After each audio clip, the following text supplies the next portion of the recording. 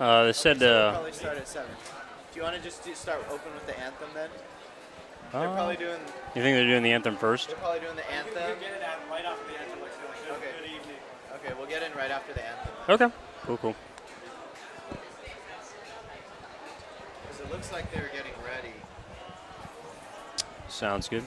Yeah, whenever you think.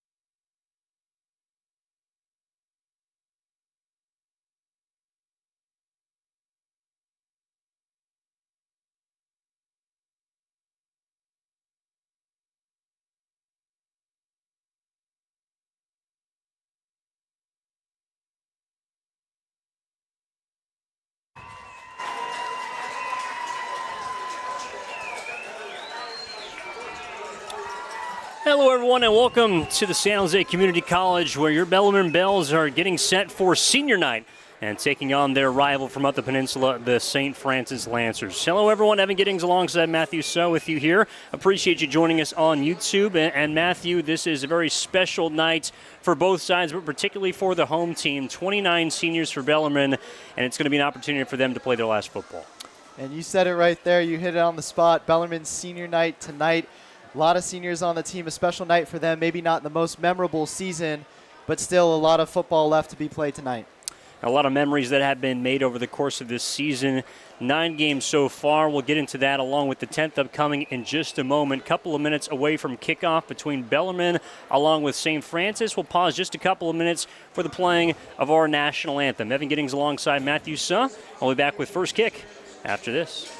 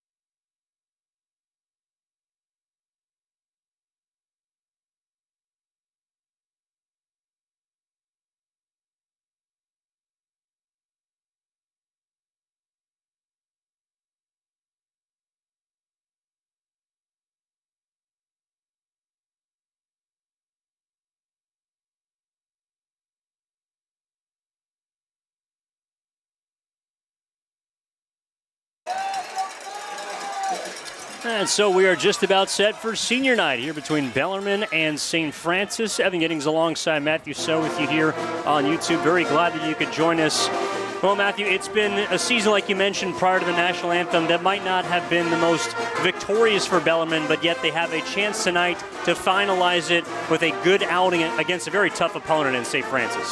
Yeah, on the season, Bellarmine just 2-7, but they coming off a big win last week against Sacred Heart Cathedral, winning 23-13 against Sacred Heart Cathedral from San Francisco. So hoping to build off that momentum from last week and bring it into tonight's game and beat St. Francis tonight.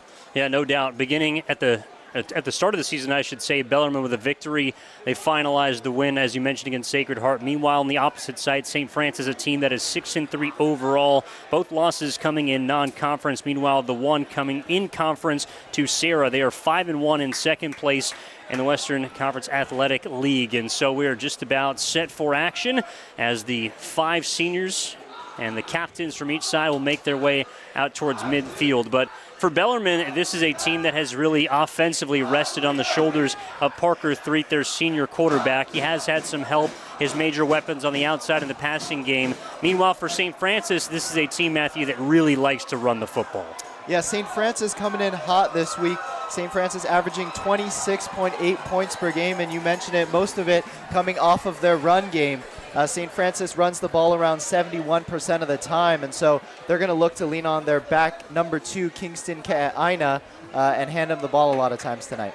Yeah, Ka'aina this year has been the focal force for this offense. 15 touchdowns on the ground, almost 1,200 yards scrimmage-wise on less than 200 carries. So this guy has been a force. And it's a team that can move it through the air, but their primary weapon is Perion Williams. Meanwhile, the advantage that Bellarmine might have going for them tonight, Matthew, is the fact that they can try and attack for both the run and the ground. They're not a team that necessarily hangs its hat on one or the other.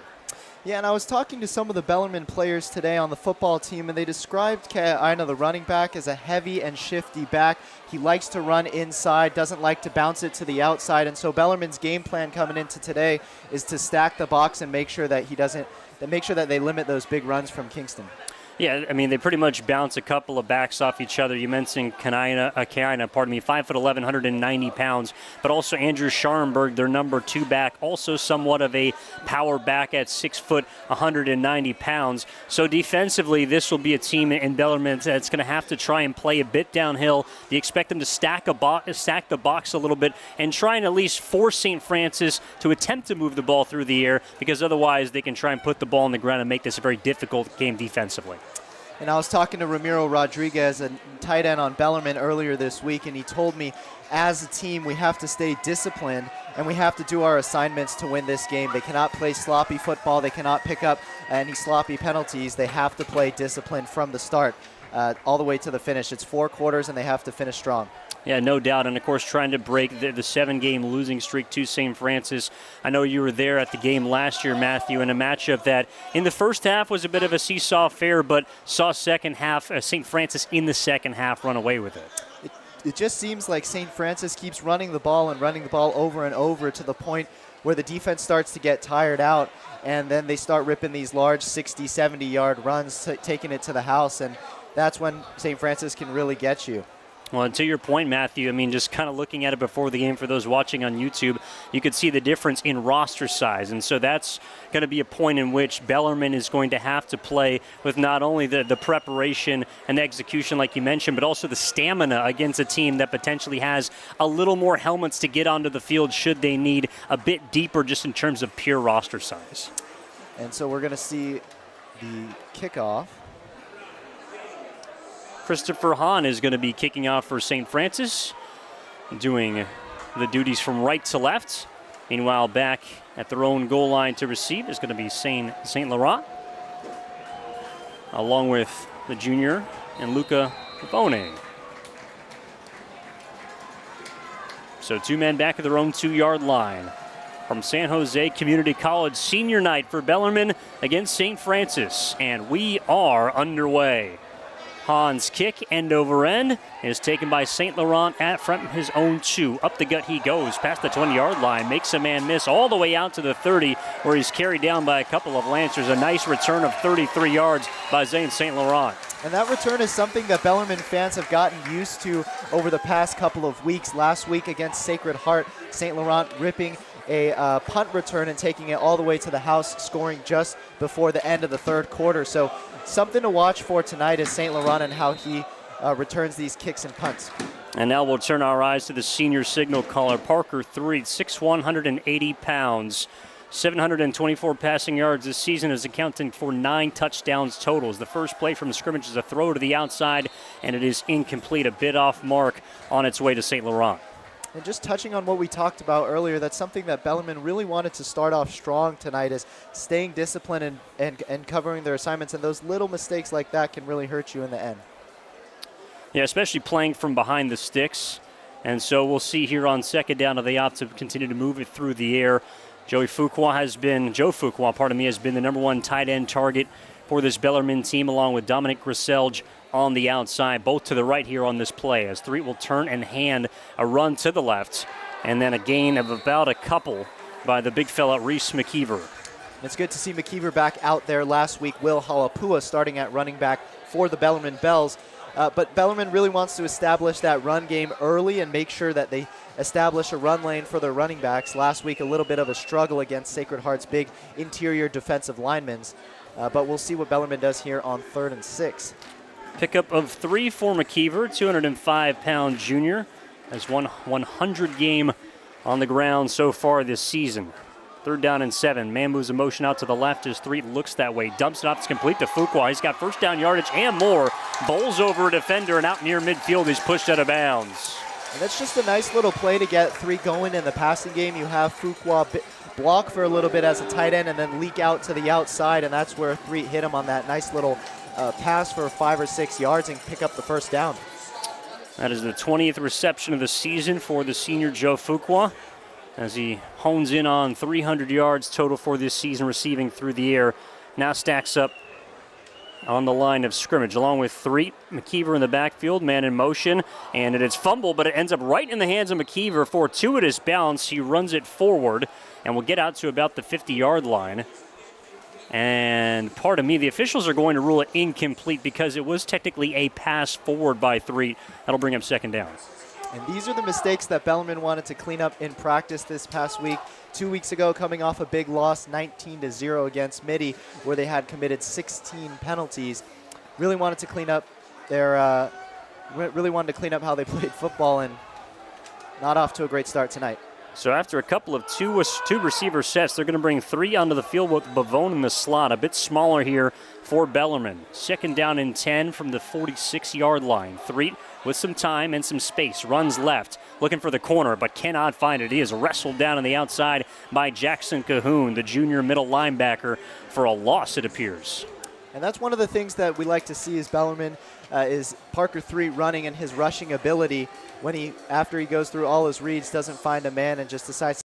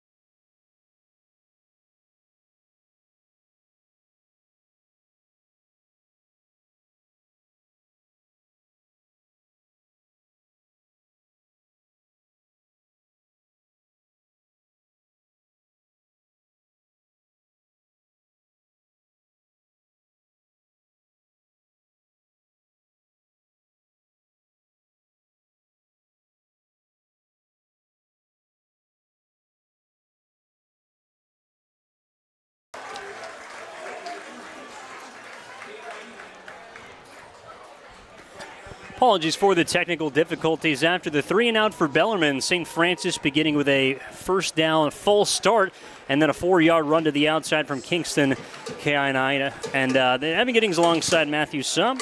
And so we get our first look, Matthew, at the St. Francis offense. Yeah, you could tell early on St. Francis wanting to run the ball, starting with the handoff on the first down. So it's a first down throw and a deep ball down the slot looking for the number 1 target, Perryon Williams. A nice job in coverage that time by Billy Ladd, going step for step, incomplete. And that's something that the Bellarmine coaches told me early on, is that St. Francis will like to run the ball, but if the run doesn't work and if Bellarmine is stopping the run, they like to throw those deep fade balls to number 10, Perryon Williams, as you said. Yeah, Williams, about 440 yards receiving this season, but meanwhile, it has been all about the running game. 1,600 yards compared to 1,100 through the air for this St. Francis offense, but right now they find themselves behind the sticks. Under center is Andrew Knapp, the junior signal caller. A couple of steps back. In the backfield with him is Kainaina. Knapp will dial up the deep ball, again looking down the seam, and once again, too far out in front. Ladd once more. That time he might have been a step ahead of the receiver, and it's a 3-and-out for the Bellarmine defense. And an interesting decision by quarterback Aaron Knapp. He actually had Kingston Kainaina in the flat, wide open, and could have easily picked up the first down on that play, but decided to take a deep shot on the third down, and it'll result in a St. Francis punt. So coming on to do the duties is the senior kicker as well as punter, Christopher Han, and a couple of special teams members for Bellarmine are back around midfield, St. Laurent being the first along with Bavone. So Bellarmine responds after a 3-and-out offensively with a 3-and-out on defense. As Han will kick this thing away, beautiful spiral, twisting towards Bavone, who catches it back at his own 40-yard line, tries to make a man miss, but then is dragged down. Does not get much, if any, but still, good starting field position for the Bellarmine offense. It's good starting position for the Bellarmine offense, and we want to see them progress and get some first downs. And once they get some first downs under their belt, I think they're going to be a lot more comfortable and able to score later on. Well, and part of me did have one first down on that first drive, and then that was it. A 5-play opening drive offensively for this series. But as you mentioned, Matthew, on that first drive we saw one drop, one incompletion, and perhaps some senior night jitters for kids who are out there playing against a tall team in St. Francis. And so the first down play, Bellarmine begins at their own 39-yard line. Treat with a quick pass to Fuqua. He runs out left, tries to turn the corner, gets one block, and then muscles through a Lancer on a gain of about 4 on the quick pitch. And that's what Bellarmine wants to do. They want to slowly tire out this St. Francis defense 2 to 3 yards at a time. Get yourself in a third and manageable, third and short, and be able to pick up the first down.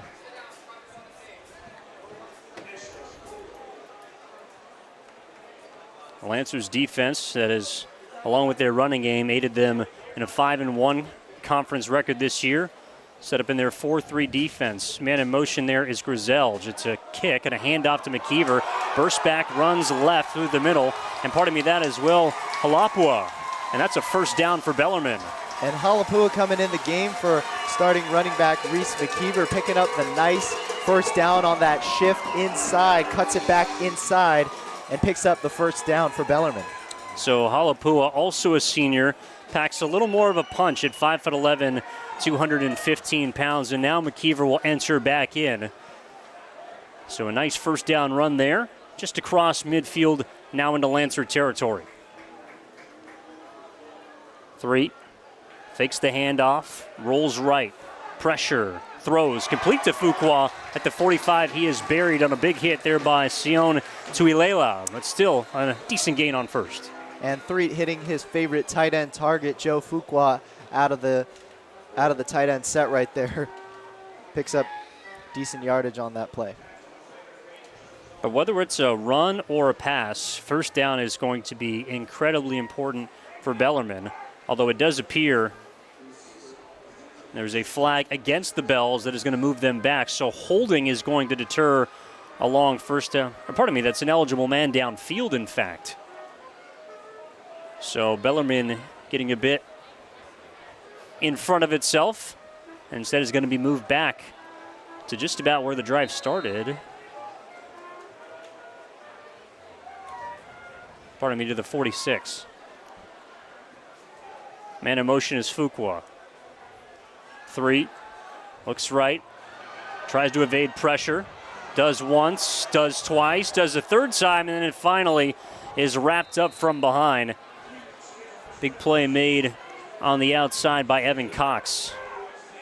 And that's what Threet does best. Inside the pocket. When the pocket collapses, he's able to escape and rush his way. That time slowed down by an offensive lineman in front of him. But a great attempt to get out of the pressure that St. Francis was bringing. Also appeared Ryan Oberwise-Mannion was in on the tackle, the senior outside linebacker. And it's going to be a block in the back from all the way back where the flag was thrown. And that's certainly going to hurt Bellarmine's attempt at trying to extend this drive beyond the first down that they got. Now they will be all the way back at where they started this drive at the 36. So it is first down and 24. 5 wide for Bellarmine. Looks like St. Francis is going to bring some heat from the right. It's thrown out that way to Fuqua. Wrestled down at the 45-yard line. Tackle made by Alatini. And that's a great pre-snap read by Threet. He saw what we saw up here in the booth. St. Francis looking to bring pressure, gets the ball out quick, make sure that they pick up some yardage on that first down to make it a more manageable second down. Zephaniah Alatini on the tackle after a first down gain of 8 for Fuqua, who comes off the field. He's already got 3 catches here in this first quarter.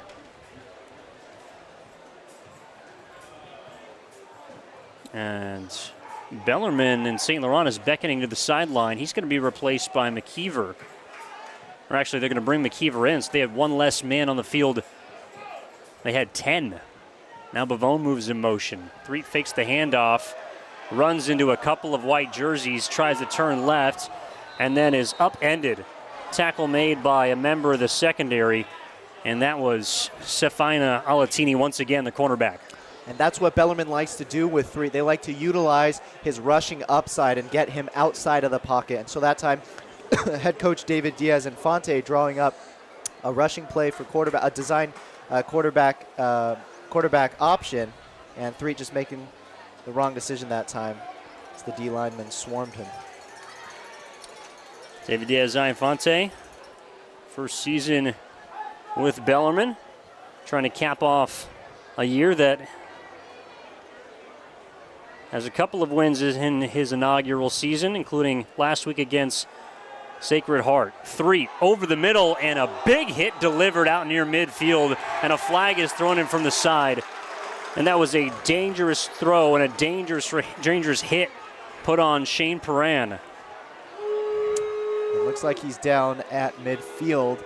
Slow to get up. Head athletic trainer for Bellarmine, Mark Moreno, going out there to check on him. And it was most likely a personal foul on St. Francis. Yeah, the shot was delivered by Mac Maroka, a 6'3", 190-pound free safety. And Bellarmine, of course, trying to move the ball down the field, but they get a little bit of help on the penalty because that was going to bring up a 3rd and very long. And instead, it's going to be 15 and the automatic first down. Yeah, and it's good to see Shane Perrin standing up on the sideline, able to walk off the field by himself without any help from the athletic trainers. Well, pardon me, no automatic first down, just an illegal hit. And so it'll be much more manageable, though, 3rd down and 6.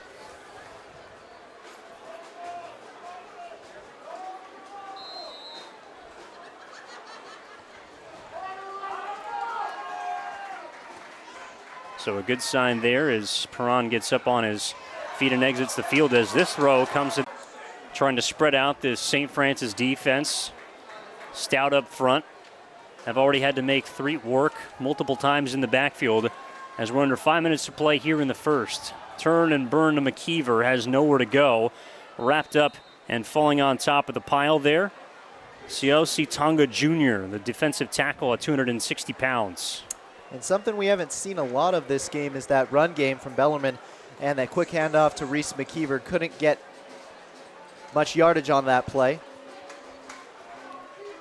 St. Francis team that has made a living of winning in the trenches this season. Just a 1-yard gain. Closing in on the Lancers' 35-yard line. Threet from the shotgun. Drops back. Tucks it now. Tries to maneuver left. Has a crease. And is going to gain maybe a yard or two. Tackle made on the other end by David Vakamealalo. And that's a great job by the St. Francis defense, making sure that they contained quarterback Parker Threet in the pocket, not giving him a big lane to run and pick up the first down. And now Threet is going to exit from the sideline along with one of his tight ends, James Jordan. 2 tight end set here for Bellarmine. 3rd down and 7. Empty backfield. Bavone moves in motion. Takes the pitch. Looks to turn the edge. Gets a nice block on the outside, and he is gone. Bavone up the sideline, and he is cut at the 1-yard line. Well, a tackle saved, a touchdown by Jackson Cahoon, but Bavone turning and burning the St. Francis defense for a 35-yard run. And Bellarmine switching it up there after trying to run the ball up the middle a few times early in the game, not successful. So what do? They turn to Luca Bavone, and they have him run a nice jet sweep to the outside, picks up a good chunk of yardage, and gets Bellarmine in scoring position. Well, beautiful play made after the quick pitch by Threet. And it looks like a timeout is going to be called by Bellarmine. There was a holding call tacked on to St. Francis at the end of the play, so that's going to move them perhaps in half an inch. But it remains, the ball is at the 1-yard line, and a timeout for Bellarmine as they regroup. A fantastic second offensive drive thus far by the Bells, and now Matthew is just simply about capitalizing inside the red zone. And a long drive, too, taking off a good chunk of clock and keeping the St. Francis defense out there. You can tell they're starting to get tired. Bellarmine's offense also starting to get tired, which is why head coach David Diaz-Infante called a timeout. But a good drive for the Bellarmine Bells so far, and hoping to capitalize off that big run by Luca Bavone and punch it in for 6. Well, and unfortunately it was created due to the illegal hit on Shane Perrin earlier in the drive. A 15-yard penalty that did create 3rd down and manageable. Credit to Threet, who made a play on 3rd and 6 to Dominic Grizel to extend the drive. And now after the timeout, they have a chance to potentially strike first. It'll be interesting to see if they run the ball here and just try and cash in. If they throw a little end zone fade. Threet with McKeever, 2 yards behind him in the backfield. Turns to hand off McKeever, runs, and he is going to be close to the end zone. Side judge enters, and he is short. Stuff made by Trevor Dong, the 5'10", 195-pound middle linebacker for the Lancers. And that's just something that St. Francis does so good on defense, especially in the trenches. Their defensive linemen all big and making sure to fill those gaps, not giving any room to running back Reese McKeever. No run lane for him to get into the end zone right there. Unfortunately, the Bells got about a half yard more, so they are just about as close as you can be to the end zone. Threet under center. He's going to take it himself, and he is in. The quarterback sneak puts Bellarmine on the board first as the Bells strike first on senior night. Bellarmine's offensive line, great job by them. Number 71, Bennett Anderson, giving that offensive line the huge surge, and Threet just following his blockers in for an easy 6. So with 2:41, the Bells are going to line up and go for 2. As Threet, with just 3 offensive linemen in front of him, is now going to call the extra point unit back. And here comes Connor Tripp, the senior kicker. So the Bells, after an apparent 2-point attempt, will audible back into the 1-point formation. Snap is back, hold is down from 3, kick is up, and it is good. 7-0. Bellarmine on top of St. Francis here on senior night. From San Jose Community College, Evan Giddings and Matthew Suh. We'll be back in just a moment after this.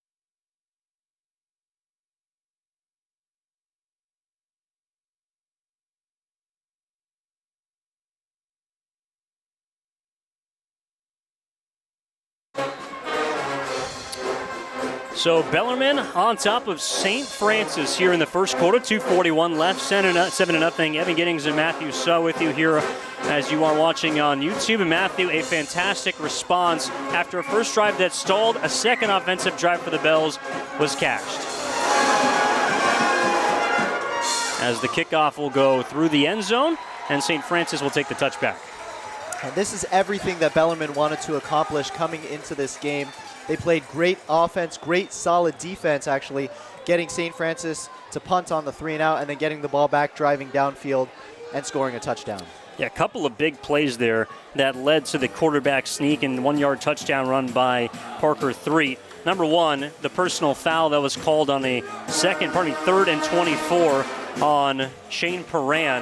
And then a first down catch on 3rd and 6 allowed Bavone on a pitch and catch on a jet sweep like you so beautifully called on a 35-yarder that set up the touchdown. And here's a quick run now by the bigger back, Andrew Scherenberg, out to the left side, and that's going to be a gain of about 8 or 9 on first down for St. Francis. But back on that Bellarmine drive, for them to be able to capitalize after a tough foul was called their way, or a tough damaging potential foul was called their way, big stuff there from the Bells. And that penalty was huge on St. Francis. If they didn't lay down that illegal hit, Bellarmine would have actually had a 3rd and long and probably had to punt the ball, but able to get a 3rd and manageable, pick up the first down and score later on. So St. Francis' second drive. First drive was a 3-and-out. Play action, throw to the outside, and it is incomplete. Intended pass there by Andrew Knapp. Was looking for his tight end, and the big man, James Jordan. And Andrew Knapp not looking so sharp to start this game. Missed a few guys. Perrion Williams, one of them, on a deep shot earlier this game, and then missing his tight end, overthrown him a little bit on that pass play. Yeah, has not completed a pass thus far. And interestingly enough, for a team that has picked up 5.1 yards per carry throughout this season, it seems like they've leaned a little bit more on the pass early on in the run. On the season, Knapp has a 58.7% completion rate, so we'll see if he can pick up a few completions. Aaron Knapp under center, hands off to Scherenberg. Runs off of right guard. The tackle is made by Bellarmine's Nico Tatum, a linebacker and junior, but it looks like it's going to be good enough for the first down as St. Francis moves the chains.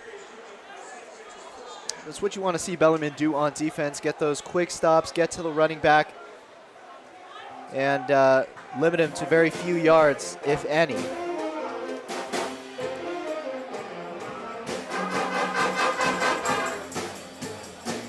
The St. Francis team led by their head coach, Greg Calcagno, and the WCAL. Match of about 14, tackle made on the other side by Josh Aguilar. And it looked like as if Bellarmine was predicting that St. Francis was going to run the ball, kind of stacking the box and leaving that wide receiver number 10, Perrion Williams, wide open to the outside for the easy first down. And you have to Declan Tejada, pardon me. And that's something that St. Francis loves to do on offense. If the run doesn't work, they pivot to those short screens and bubbles. And we saw it right there, back-to-back plays to Perrion Williams, one to the right and one to the left. Back-to-back first downs. So the Lancers in a bit of a rhythm now. First down and 10 on the Bells side of the field from the Bellarmine 45-yard line. Press coverage now shown by the Bells, and so they go to the run. Scherenberg, and entering the backfield and wrapping him up is Nico Tatum. Loss on the play. And so Bellarmine said, hey, if we're going to give up those short bubble screens, we might as well stack the box and just be ready for the run right there. Tackling Scherenberg in the backfield.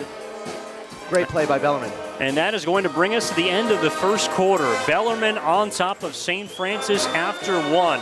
First quarter in the books. It's Bells 7, Lancers nothing. Evan Giddings and Matthew Suh back with the second quarter after this from San Jose Community College.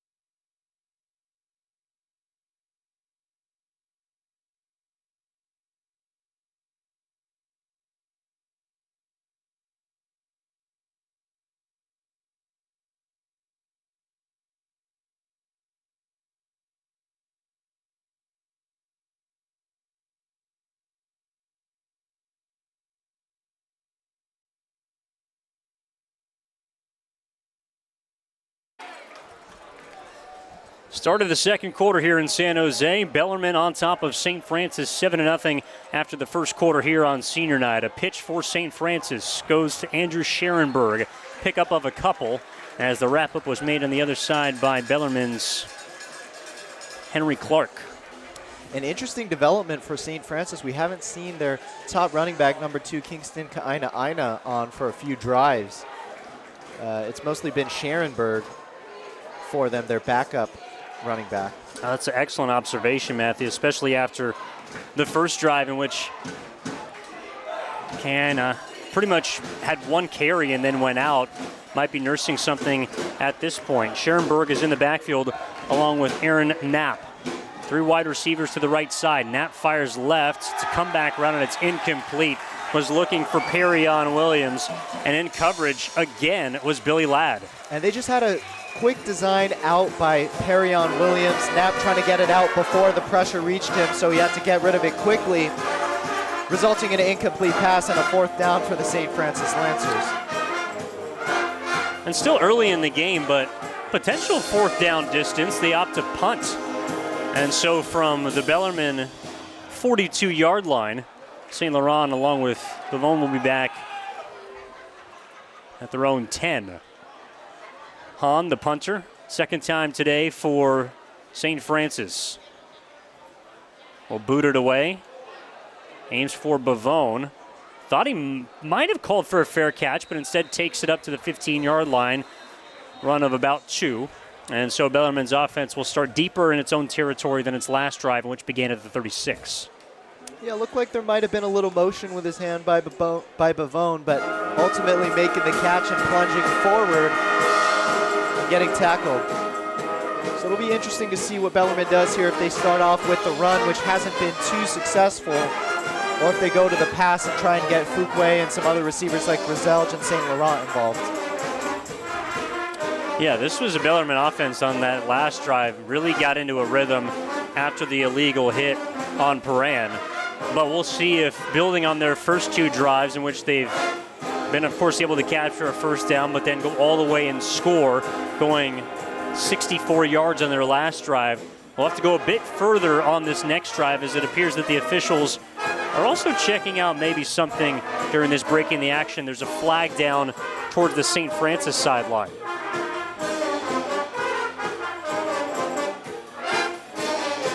Possibly be a unsportsmanlike conduct on the coaching staff or someone from the St. Francis Lancers sideline.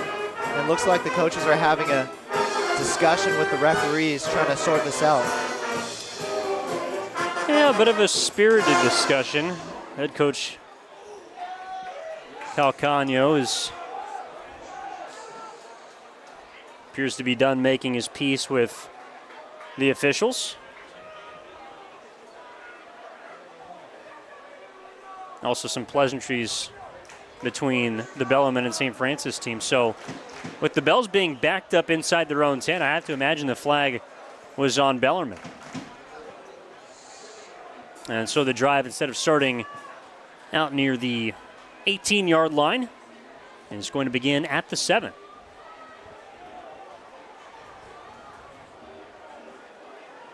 Three with McKeever in the backfield. Fuqua on the slot. Out to the left. Man in motion. And it's a pitch play. Once again towards the corner for Bellarmine. Looking for a couple of extra yards there is St. Laurent. It's brought down by a trio of Lancers, but not before a nice 4-yard gain. Yeah, and Bellarmine trying to replicate what they did earlier with Luca Bavone when he went to the outside for the 35-yard run. Trying to get to the outside there with St. Laurent. Not very successful, but still gained a few yards on that 1st down. And now Bavone will come in, replaces Christian Duarte, the secondary tight end for Bellarmine. Shotgun look here with McKeever at the left hip of 3. 7 in the box for St. Francis. 3 drops back, now looks left, trying to run, has nowhere to go, and is hit. Final blow delivered by Cahoon for St. Francis. It's going to be no gain. And that's something that Threet likes to do a lot. Once he makes his reads and he doesn't see a man open, he decides to take off. Just nowhere to go for him that time as the St. Francis lineman closed in on the pocket.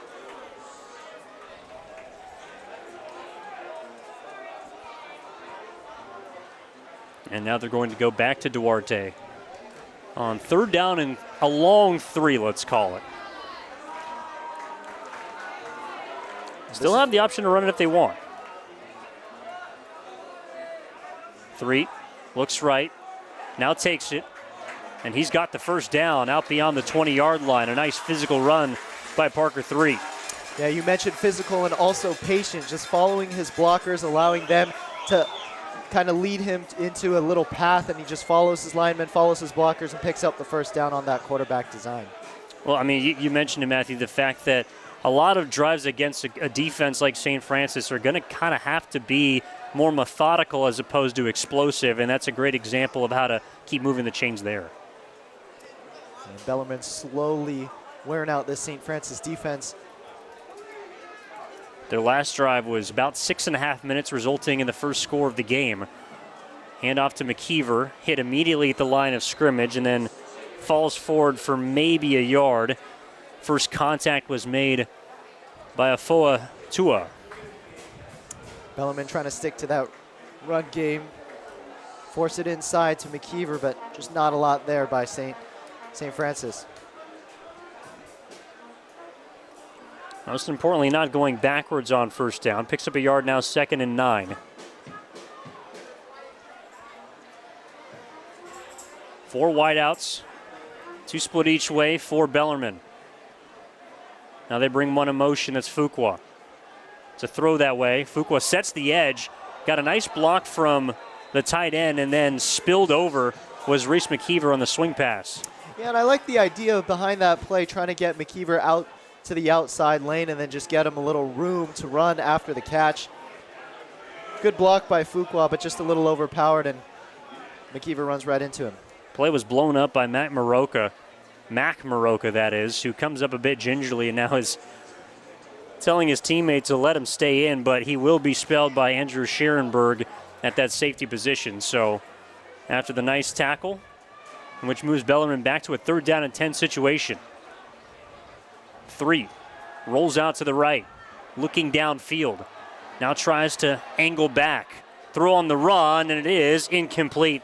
Intended target was Fuqua, and coverage at that time for St. Francis. Luke Wall, it's going to be 4th down and a punt. Just great job by St. Francis defense on that drive, staying disciplined, not chasing after 3, making sure they stayed by their man, and great coverage by Luke Wall, as you mentioned. Not allowing a completion, easy completion to Parker 3. Tough window to pass into from 3, but still taking care of the football so far. A little under halfway into the 2nd quarter. Bellarmine's punting unit out, and Tripp sends it away. It looks like Tripp was tripped up, and there's a flag all the way back at the 10-yard line. Kiana Aina is out there to return the punt. Or pardon me, that was not Kiana Aina. That was Tuilela. No, I beg your pardon. That was Kiana Aina. Never the mind. That's going to be a penalty against St. Francis. The question is going to be roughing the kicker or running into the kicker. One's an automatic 1st down. One is just a 5-yard penalty, which would not be enough to move the chains. Yeah, Mac Maroka of St. Francis comes flying in on that play, and looks like he just made a little too much contact with punter Connor Tripp. Gets called on that play. And that is roughing the kicker, and that is a 15-yard penalty and an automatic 1st down for Bellarmine. So a costly penalty for St. Francis puts the Bells offense back on the field. And if you're Bellarmine, you're ecstatic right now. Everything going in your favor. The pass game, special teams, key penalties in this game have been the kryptonite for this St. Francis Lancers defense. Yeah, good point. The illegal hit was one of the reasons why Bellarmine ended up scoring on their previous drive. Can they do it again? Pitch play out to Fuqua. Makes one man miss. Runs through another into his own sideline. Stood up Luke Wall that time on a run. Well, technically a sweep and a pitch and catch of 8 yards. And sticking to establishing that outside lane for Bellarmine. Fuqua getting to the edge right there and picking up a good gain on 1st down. credit the tackles so far of this offensive line for Bellarmine tonight. Connor Johnston, a senior, and also Bennett Anderson playing in his final regular season game in a Bells uniform. 2nd down and 2. Fuqua in motion. It's a handoff. Running behind Fuqua is Halapua, and that's going to be close to a 1st down. It'll be interesting to see if they spot him and give him the 1st down. Looks like he's a little short right now of the sticks. We saw 3 stuff it in from a half-yard out on the goal line on their last drive. Not on the goal line here, but absolutely a close yardage situation. And we'll see how St. Francis's front adjusts accordingly.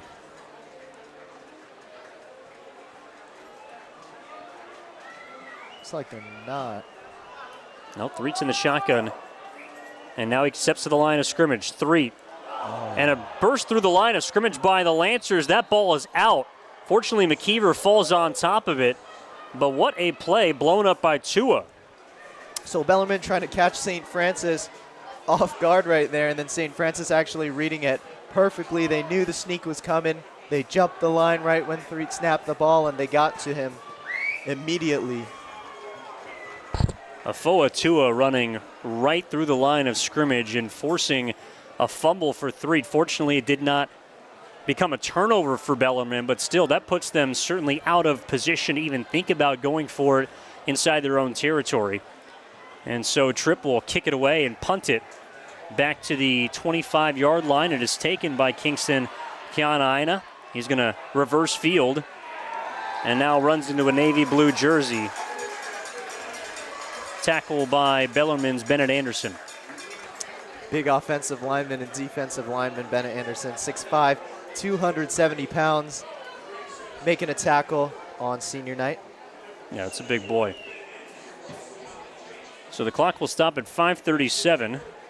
Bellarmine has owned possession the majority of this first half and pretty much doubling up St. Francis this far. So 3rd offensive possession of this first half for St. Francis is going to begin at their own 27-yard line. It's a pitch to Keana, looking for the corner, and does not get it. Maybe a gain of 1, but beautiful pursuit by the Bells. Great tackle by number 6, Reese McKeever, playing running back on offense and defensive back here on defense. Comes flying in to the edge, make sure Keana cannot get any yards on that play.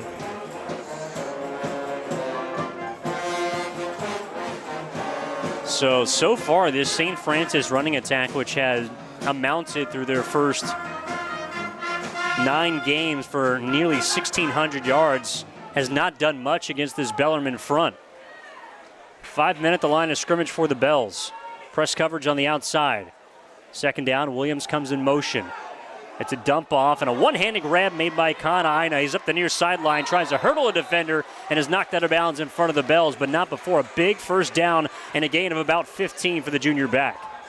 And that's something that they had open earlier on their first drive. They had Keana out of the backfield on a little slip screen out to the left, but Knapp recognizing that Keana was wide open on this play, hits him for a nice gain on 2nd down.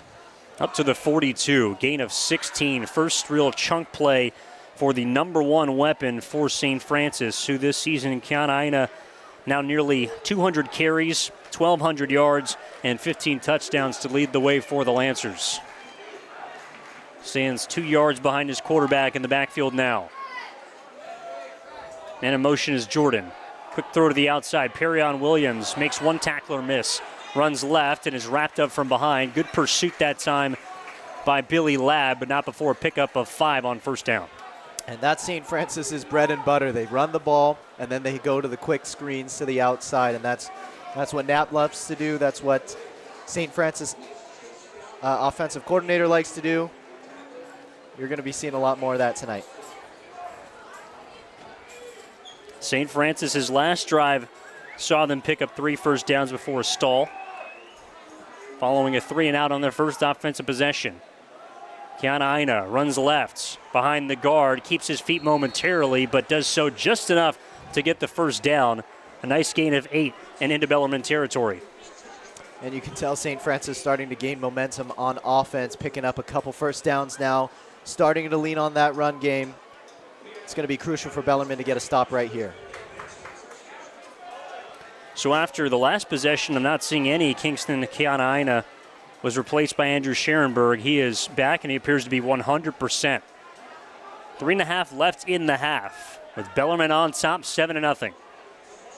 Another handoff. Keanaaina right up the gut. Another chunk play and a big gain, close to a first down. It looks like Keanaaina's just getting those blocks, great blocks by the offensive line, and he's following that line, surging up the middle for a good 10-yard burst. Luke McNeil on the tackle. They will give him the first down, as once again the Lancers are back to the ground and pound with a big offensive front. Average over 300 pounds across. And now Bellarmine will try and stack the box here. 8 in the box for the Bells. Another run for Keanaaina. Goes left this time, wiggles past the defender, and then out near the sideline in front of his own bench. Pickup of 12 and another first down for Keanaaina and St. Francis. And this is where it gets dangerous. Keanaaina's starting to heat up here quite visibly. That time, Bellarmine stacking the box, and he just cuts it outside for a nice little gain right there. So about 5 plays after the drive started for them back at the 27-yard line. First down and 10 from the 24. Jordan in motion. Quick throw to Perryon Williams, complete at the 25, now into the 10, and dragged down to the 5-yard line. Play was made by Aguilar, but not before another quick-hitting, explosive play by St. Francis. And that's that bubble screen that they love. Right after they run the ball with Keanaaina a couple times, they know that Bellarmine's defense is going to be on their toes, ready to stack the box, and then they go to that quick bubble screen, hit Perryon Williams, and he gets a nice first down on that play. Gain of 19 for Perryon Williams. With silence on the first 2 drives, as was the rest of this Bellarmine offense. And a timeout is going to be taken by Bellarmine, their second of the first half, at the 2:09 mark. Yeah, and Perryon Williams actually leads the team in receiving touchdowns, 5 on the season, 36 receptions for 451 receiving yards. Their leading wide receiver, Perryon Williams. And by a wide margin as well. I mean, you look at the other options, Joey Paulson, under 150 yards. Nobody else has broken the century mark in receiving, so it's pretty much been a one-man show in the receiving game to complement what has been primarily a one-man running show in the running game. Yeah, as you mentioned earlier, Keanaaina, their running back, averaging 21.5 carries per game, 131 rushing yards per game, 15 rushing touchdowns on the season. One interesting stat is he actually has 7 fumbles this season, which is the most for St. Francis. So St. Francis looking to punch this one in with 2:09 and get some points on the board going into halftime, as they will receive the kick in the second half. It would be huge for St. Francis to get some points on the board. Meanwhile, defensively, especially with the way that this drive has been going, would be a huge potential stop. Or even if you could force St. Francis to think about taking a field goal, will be interesting to see how the defense tries to short things up. Between the 20s, you understand you have to protect the deep ball as well as stuff to the outside. But now, inside the red zone, can you get physical with the St. Francis front is going to be the question. And if you're Bellarmine, the main thing you want to do here is not give up a touchdown. You don't want to give up 6 and have them tie the game right before halftime. You would like to go into half up 7-0, but if you have to give up a field goal, that's better than giving up a touchdown here. Now, one advantage Bellarmine does have potentially is the clock, depending on if St. Francis can score quickly here. 2:09 left. As Knapp turns, Keanaaina up the middle, runs right into a Bell and takes him into the end zone. A 5-yard burst from Kingston Keanaaina. Touchdown number 16 on the ground this season. And St. Francis is a point away from tying us up right before the half. And that's what he does best right there. That's what St. Francis does best on this drive, deciding to just go and leave the ball in the hands of Kingston Keanaaina, carrying their offense to an easy 6 points for St. Francis. Took Tatum into the end zone. As now the extra point unit is out. Christopher Hahn will prepare to do the honors. Joey Paulson, the holder. Long snapper will send it back. Paulson puts it down. Hahn kicks it up, and it is good. And we are all tied with 2:05 left in the half. One timeout left for Bellarmine as their offense will get a chance to reply on the other side. 7-7 here at San Jose Community College. And now, Matthew, this is an opportunity for Bellarmine's offense. Look, even though you would love to go down and score, depending on, of course, where the kick and the return comes, the one thing you cannot do is potentially allow St. Francis, who, like you mentioned, will get the ball coming out in the third quarter, to stuff you quick enough to have a chance to then score and reply before the half. And right when we get down to the 2-minute mark, it's always a chess game between these two coaches. You know, who wants to call the timeouts, who's going to call the timeouts first, because, hey, if Bellarmine gets to a 3rd and 10, 3 and out quickly, St. Francis can stop the clock and have a chance to score and put up some points before halftime. So it'll be crucial to see what Bellarmine does with the ball, if they want to stay aggressive or if they want to play conservative here and just make sure that they're not turning the ball over to St. Francis before the end of the half. Yeah, 2-minute warning and 1 timeout for Bellarmine. Meanwhile, St. Francis has 3 timeouts.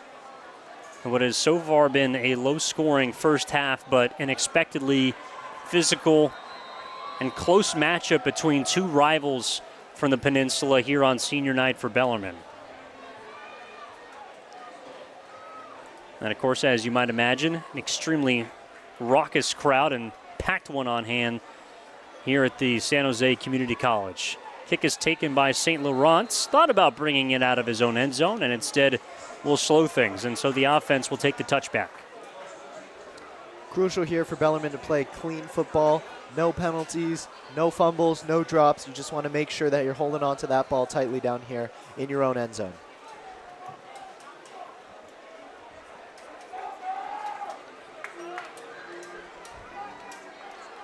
We'll see what head coach David Diaz-Infante decides to dial up here with 2:05 left here in the second quarter.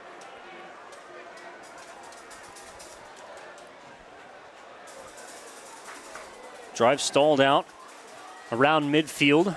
Last time Bellarmine had the ball.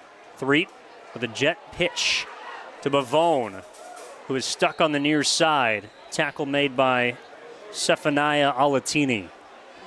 And Bavone just going to get stuffed right there. Looked like St. Francis read the play perfectly, stayed patient, got to the outside, never let Bellarmine set the edge, and good play by St. Francis right there. Looks like the clock stopped. And so that is going to take us to the 2-minute warning.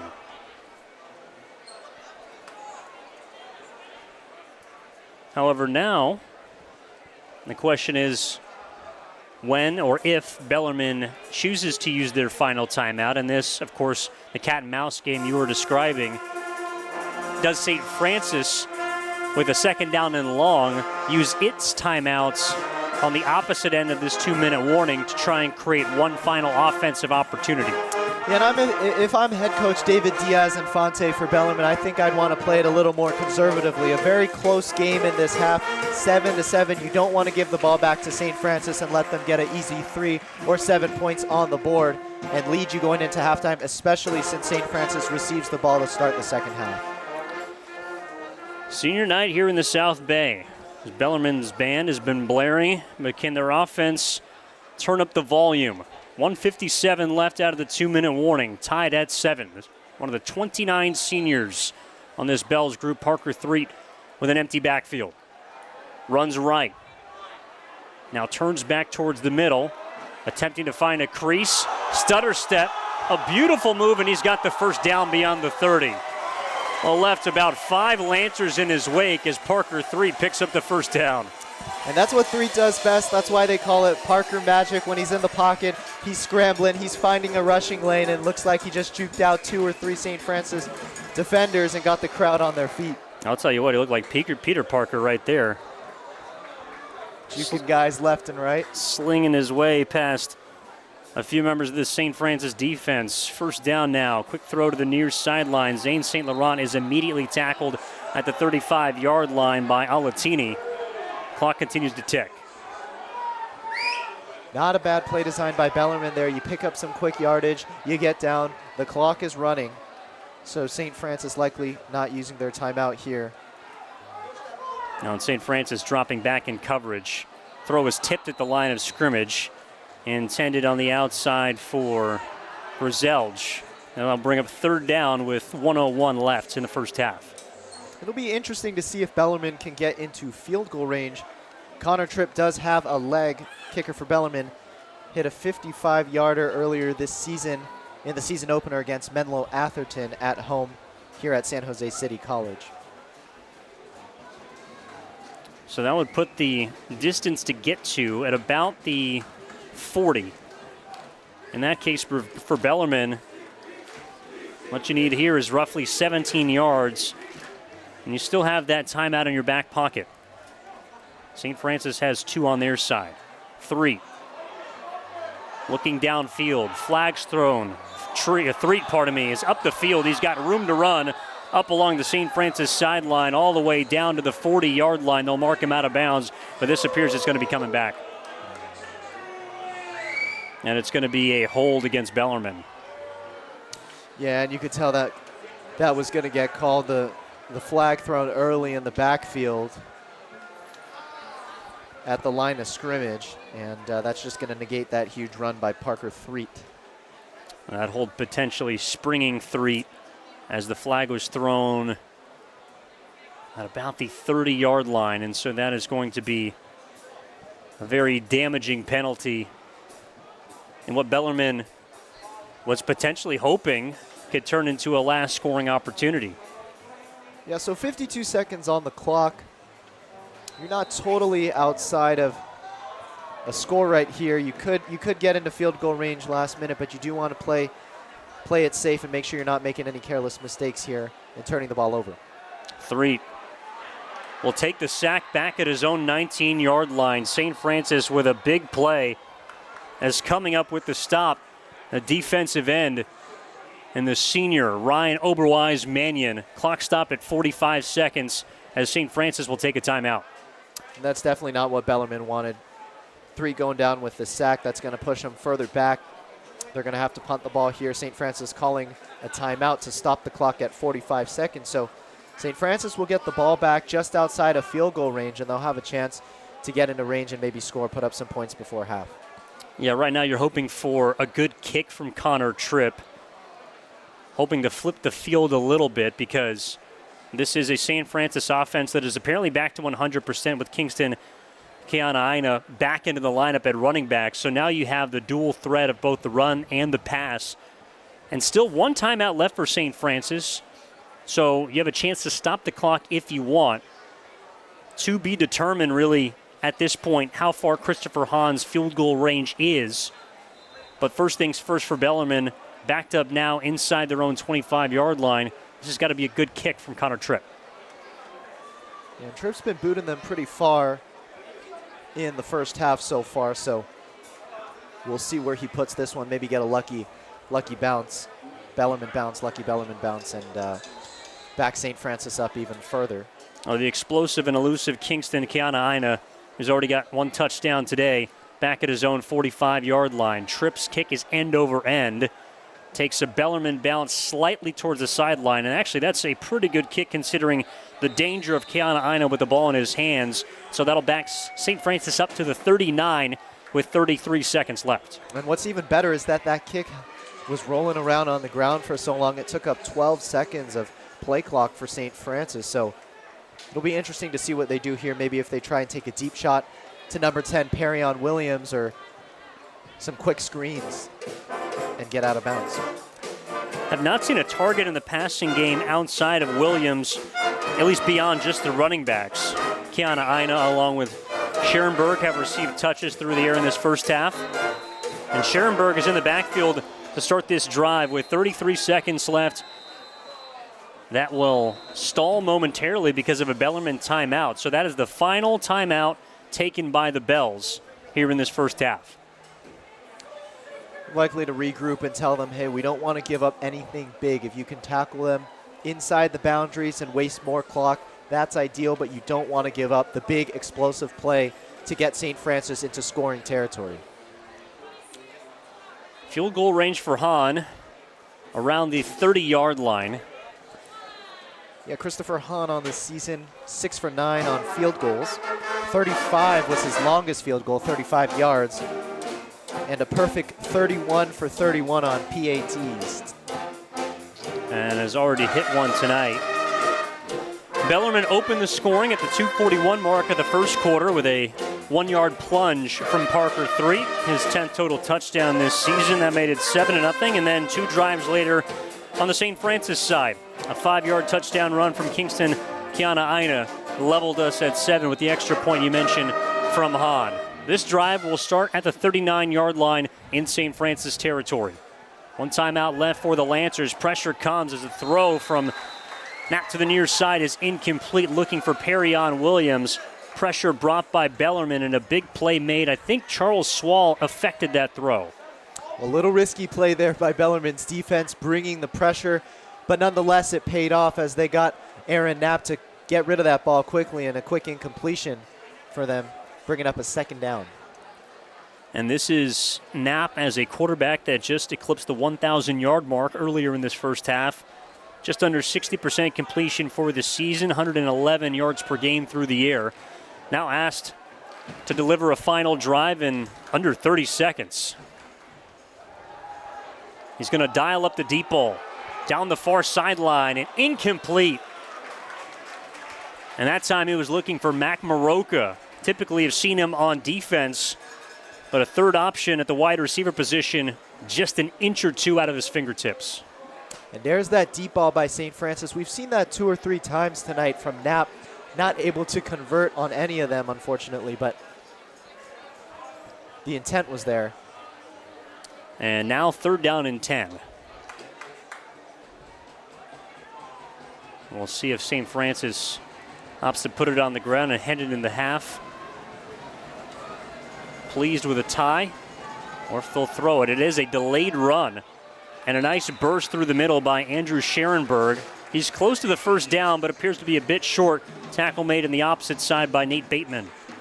Yeah, the 6-foot senior, 190 pounds, just getting that delayed handoff right there, trying to pick up some yardage. And looks like St. Francis is going to take this one to the half. And so after the first half on senior night for Bellarmine, the Bells are level with St. Francis. 7-all as we head into the locker room. A tie football game in the final regular season bout here in the WCAL season. Evan Giddings alongside Matthew Suh. We'll be back with the 3rd quarter after this. Appreciate you watching Bellarmine football on YouTube.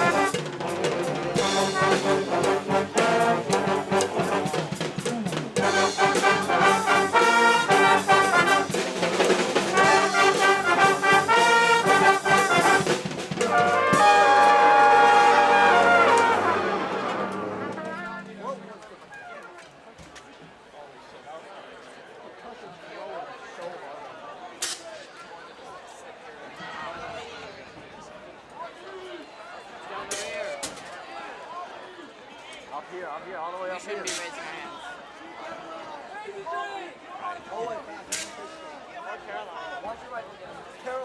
Hey, send it!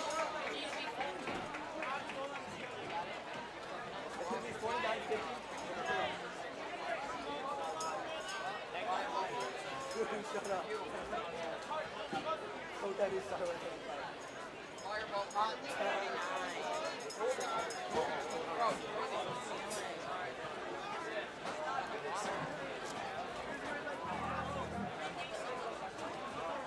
Oh, percussion ball. Those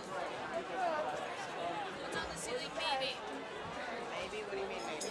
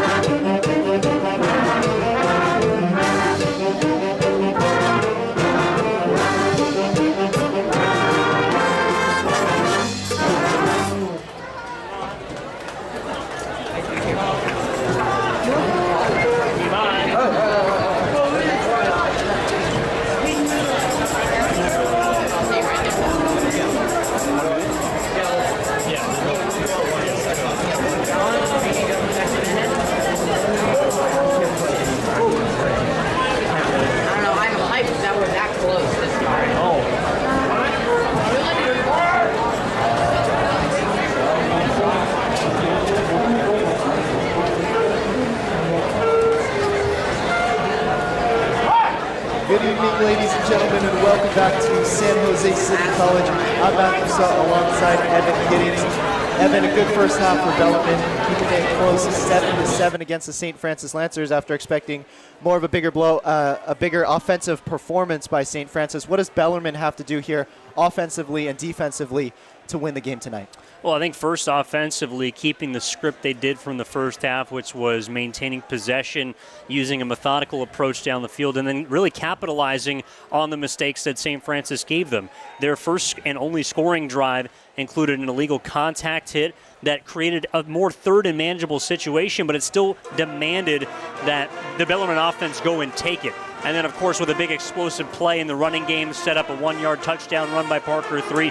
This was an offense that demonstrated it can get physical if necessary with a very good front four on the St. Francis side. And then defensively, make St. Francis earn everything that they get. We saw them kind of bend, but they didn't break in the first half. And I thought that was a very fortunate, a very telling sign of where this game could go if you're a Bellarmine fan. And looking at this second half, I'm interested to see also what kind of things they'll look to correct. Bellarmine will from the first to the second half, because they didn't play a perfect game, Matthew, but I thought they played the game that would keep them in it, and now it's all about going out and winning it in the final two quarters.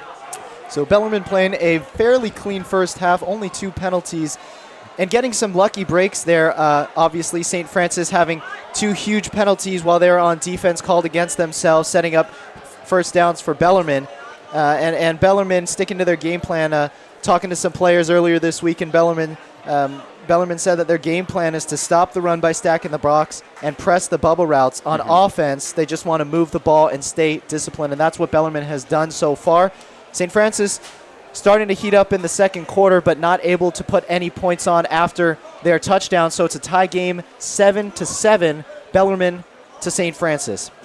Yeah, look, I mean, St. Francis has gotten some big plays, but they haven't gotten the big play. And I think that's what a lot of Lancers fans that are either here or watching on YouTube are kind of wondering if and when will happen in the second half. If you're Bellarmine, you can't allow that to happen. Even if it means giving up an 8 to 10 yard run, an 8 to 10 yard bubble screen, a catch, flying to the football is going to be critically important for this defense in the second half, because this is a Bellarmine offense, I think, Matthew, that's built to play from in front. We don't know yet against a defense like St. Francis if they're built to play from behind. So this will be an important first drive because the Lancers will get the football coming out. If the defense can get a stop or even manage to hold them to a field goal, I think it'll be a great momentum boost for the offense that hopefully can shore some things up, but also continue its strong and potent running game in the second half.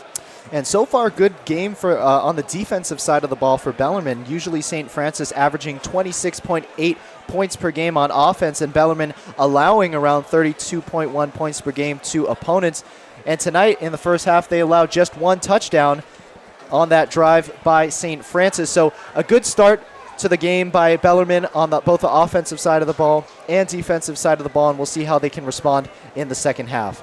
Well, especially because, you know, there's got to be some added juice around this game, right? It's not only senior night for Bellarmine, it's a rivalry game.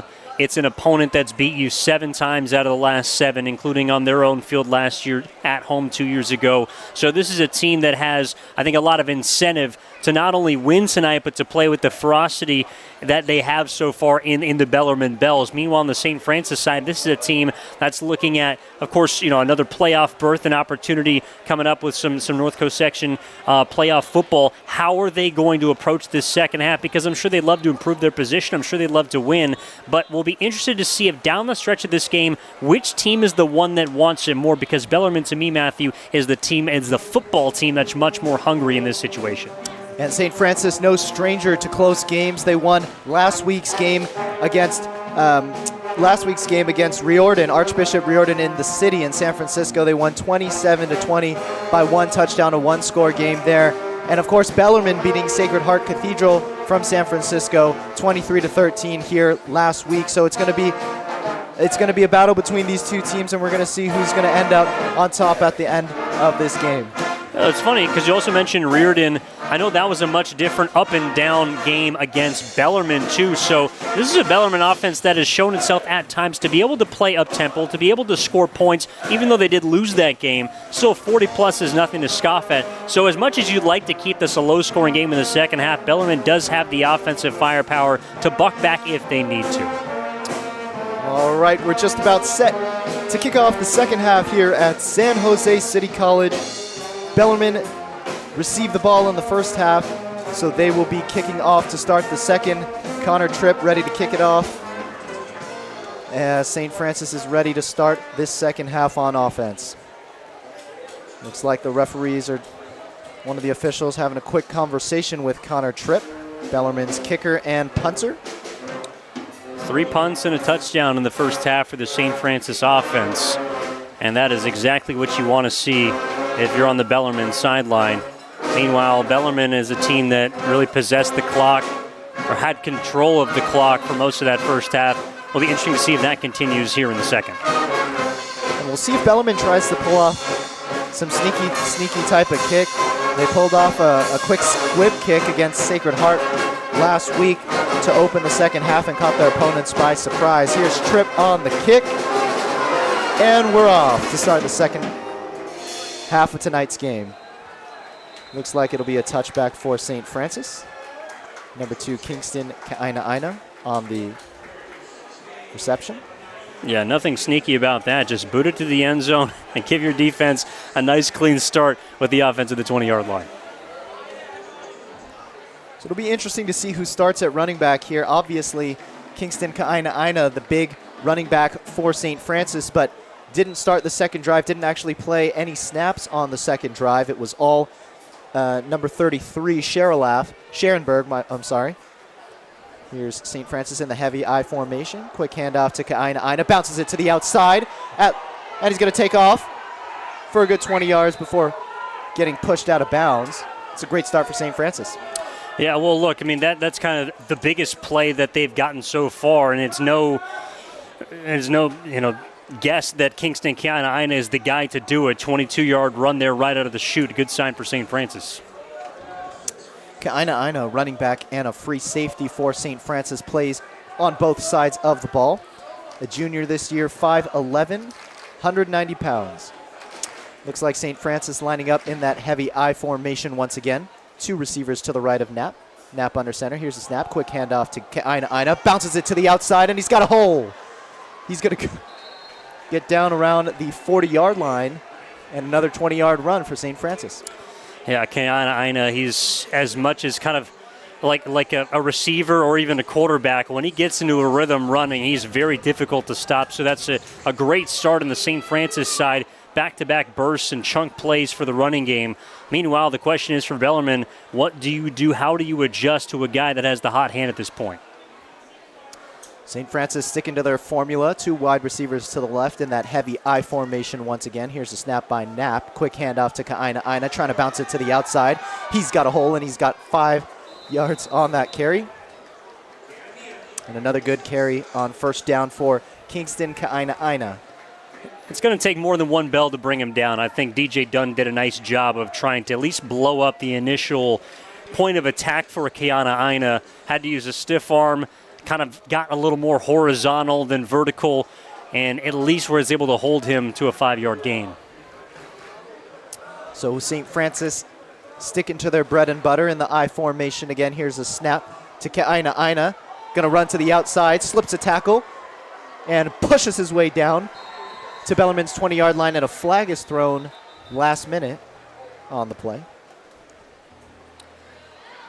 Yeah, but again, that time it looked like Jacob Tatum had a chance to wrap up in the backfield, and Ka'aina with a straight right creates some separation, and then he is gone. So it's never going to be easy to tackle one-on-one, and it looks like a face mask is going to add some more to that. But if you're Bellarmine, right now this is a very potentially telling first drive of what kind of St. Francis offense you're going to get in the second half. So 10:42 left here in the third quarter. Tie game between the Bellarmine Bells and the St. Francis Lancers, 7-7. Two wide receivers out left. Here's Knapp under center. Heavy formation for St. Francis. Here's a snap.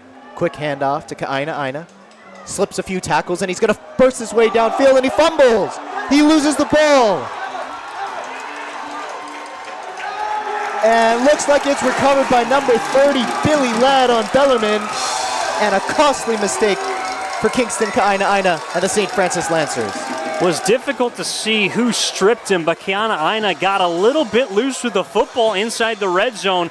And I think that's because, Matthew, he saw 6. He saw an opening to get himself into the end zone, kind of tried to loosen things up and move the football from right to left, and a Bellarmine Bell came through and poked it loose, and for Ladd to fall on top of that, Johnny on the spot, right place, right time, huge turnover. And you could see Ka'aina was kind of reaching for that goal line. As you mentioned, he saw the goal line. And as we mentioned earlier in the broadcast, Ka'aina actually leads the team in most fumbles, 7 on the season. He's lost 7 fumbles, and he just lost number 8 on the season. So here's Bellarmine backed up into their own end zone, 3 in shotgun. Trying to draw an offsides, and looks like they do.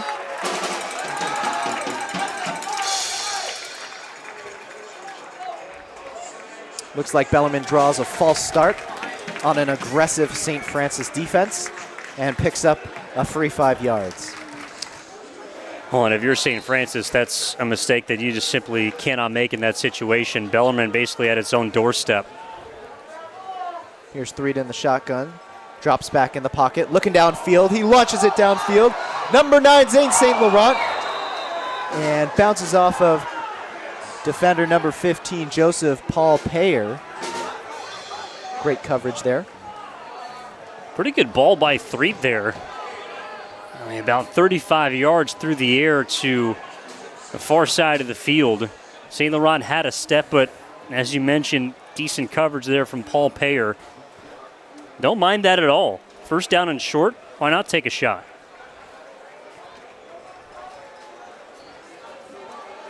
So here's a 2nd down and 5 for Bellarmine.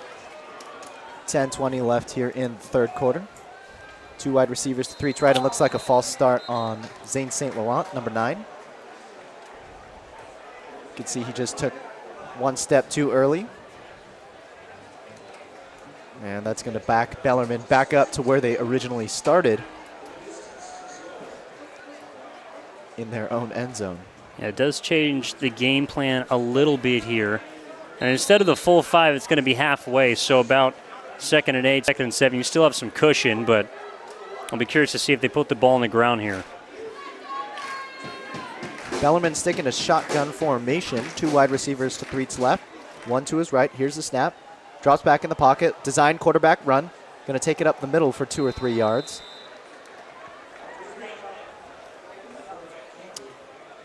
And not able to pick up the first down on that play. Short gain, but still very manageable here on 3rd down. You could, if you're Threet, pick it up with your legs if you'd like, and I'm sure this will initially be a pass, but still at a point where Threet, we've seen multiple times, get creative in the run game after it's supposed to be a pass. So they have some options here. 9:49 left here in the 3rd quarter. Reese McKeever substituting off the field on this 3rd down and 6. Empty backfield for Threet. And looks like they draw a false start on St. Francis.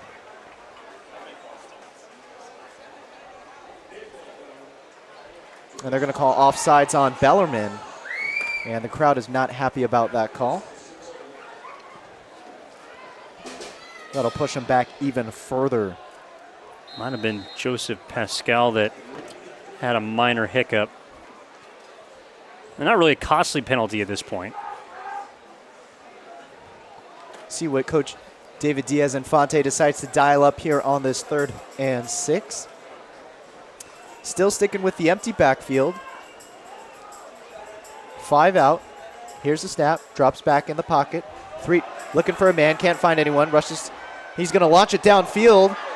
And he's got a man.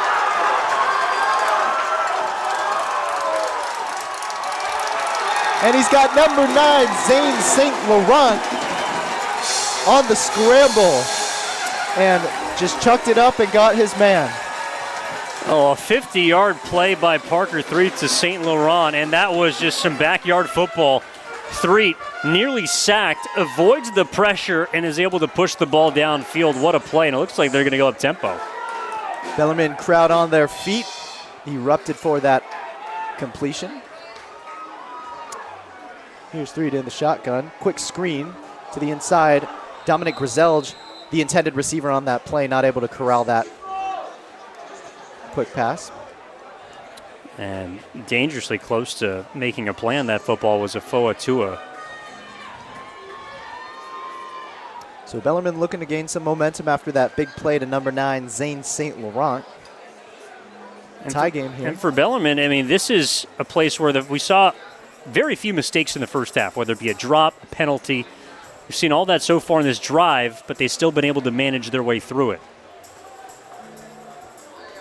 So here's Halapua to Threet's right. Here's the snap. Not a handoff. Going to be a quick slip screen to the outside. And intended receiver number 8, Joe Fuqua, going to pick up 5 on that one. Well, essentially the same play, just a quick hitter to the opposite side, the closer side of the field, and to a more sure-handed Fuqua. Now sets up 3rd down and about 5 or 6. 3rd down and 6. Bellarmine student section on their feet. Here's Halapua in the backfield. Threet in shotgun. Motions number 18, Luca Bavone. Quick pitch to him. He's going to try and get to the outside. And looks like he's short on the play. It'll be interesting to see if Bellarmine decides to go for it or not. Number 15, Joseph Paul Payer on the tackle. And that was that play to Bavone that sprung a 35-yard gain in the first half. But St. Francis, after seeing it once, doing a good job of setting the edge, and then Payer on the outside making a tackle to not let a very fast Bavone have any glimpse of daylight. Looks like the Bellarmine coaching staff deciding to punt and back St. Francis up into their own end zone. Here's Tripp on the punt. Here's a snap. Goes to the right and looks like it's a fake by Bellarmine. Tripp's going to run, try and throw last minute. And looks like it might have been intercepted by number 6, Sione Talele of St. Francis. Just a blown up fake punt by Bellarmine. And they're going to turn the ball right over to St. Francis. Well, even though that is an interception, not the worst decision. You're going to put that ball and punt it anyways. So the fact that he threw it down the field at least kind of helps you move 7 yards in the opposite direction. But credit St. Francis for being ready for some trickery. And you called, Matthew, in the second half they might try that. Here's the quick handoff pitch to number 2, Kingston Ka'aina. Tries to bounce it to the outside. He's got a lane, and he's going to pick up 14 yards on that first down. I mean, outside of that fumble in the first drive, Ka'aina was absolutely fantastic. And if not for that fumble, he probably has a touchdown. So I am certainly expecting for St. Francis to give him the ball early and often, if not exclusively here in this third quarter. It looks like he's just waiting for one cut, one hole. And once he makes that decision, you just see a burst of speed from number 2, Kingston Ka'aina. No doubt. St. Francis lines up in heavy formation again. Here's the handoff to Ka'aina. He's going to try and bounce it to the outside, and he's got a hole again. And a flag. Looks like it's going to be called on number 10, Perion Williams. And back St. Francis up. Yeah, he pretty much just bear hugged Billy Ladd, who was trying to set the edge and get around to tackle Ka'aina. And that block absolutely opened up something for the running back, but there's a reason why. Bellarmine student crowd chanting, "You can't do that." They are correct. 7-7 here in the third quarter. 7 minutes, 18 seconds left on the game clock. Aaron Knapp gets the play from head coach. Brings it to the huddle. Looks like they're going to line up in that I formation once again. He's going to snap it. Not going to hand it off. Going to take a deep shot. Intended receiver number 10, Perion Williams. He was open, but Knapp missed him. And looks like that's 3 or 4 deep balls tonight that the duo has not been able to connect on. Well, you talked about that kind of slot fade that they throw exclusively to Perion Williams in the first half, and they just have not been able to find it. Knapp has had maybe a couple of openings, and I think that was probably the best chance they had to complete it. But for whatever reason, the number 1 target along with his quarterback just have not been in rhythm tonight. So 2nd down and 17 after the penalty and incompletion. Kingston Ka'aina in the backfield.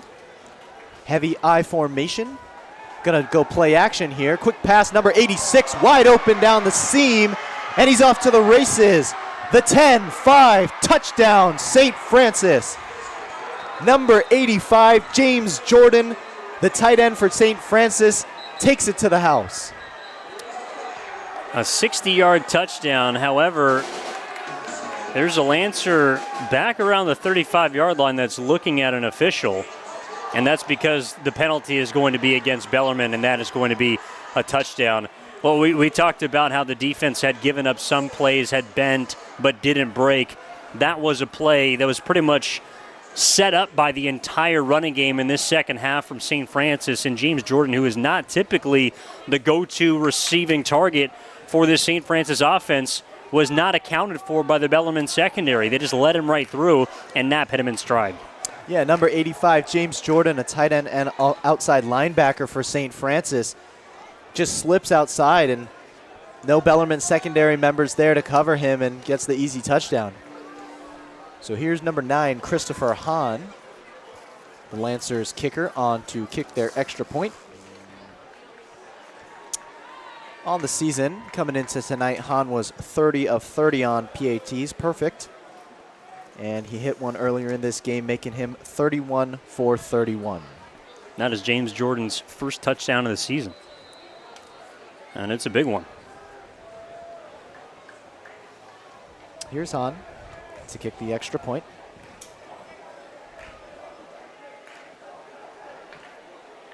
Here's the snap, the hold, the kick is good, but the play was blown up by a penalty.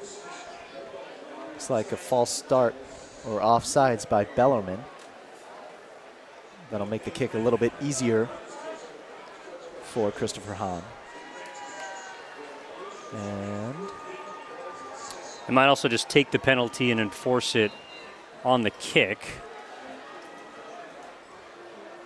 Well, it looked like Christopher Hahn was heading back to the sideline and then changed his mind as he was halfway there and turned around, and looks like they're going to re-kick the PAT. So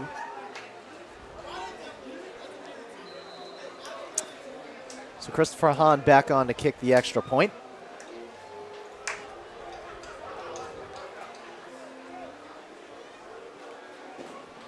Has not missed one yet.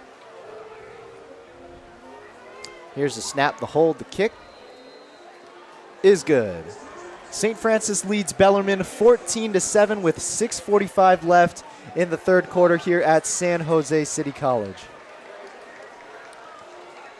Well, I'm sure St. Francis, after that first drive of the second half, felt like it should have gotten some points, but Kiana copped it up at the goal line. This time, not wasting any opportunity on that plus side of the field because of the chunk play. And that's where St. Francis in the passing game has been so good this season. It's not necessarily that they are a prolific passing attack, but when you have to focus so much in the box on stopping the likes of Kingston Kiana, you might have a James Jordan or one member of the receiving core, Perrion Williams and others, that can get those one-on-one coverages and take advantage. And Aaron Knapp, who credit to his offensive line, had some time in the pocket, was able to make a big play and make his really big first accurate throw down the field of tonight, because he hadn't been able to find those deep shots prior to. Yeah, tight end James Jordan just blocking on that play, acting like it's a run play, and then slipping out and leaking up the seam on a little delay fade. Aaron Knapp, giving Aaron Knapp an easy target and an easy touchdown score. Here's Christopher Hahn on to kick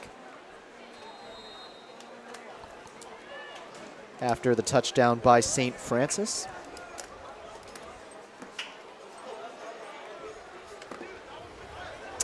And here we go. It's going to be a touchback for St. Francis. And the Bellarmine Bells offense will be coming out to see what they can do and how they can respond to the St. Francis Lancers. Yeah, you'd love to see a response here, but more importantly, just sort of some consistency on offense.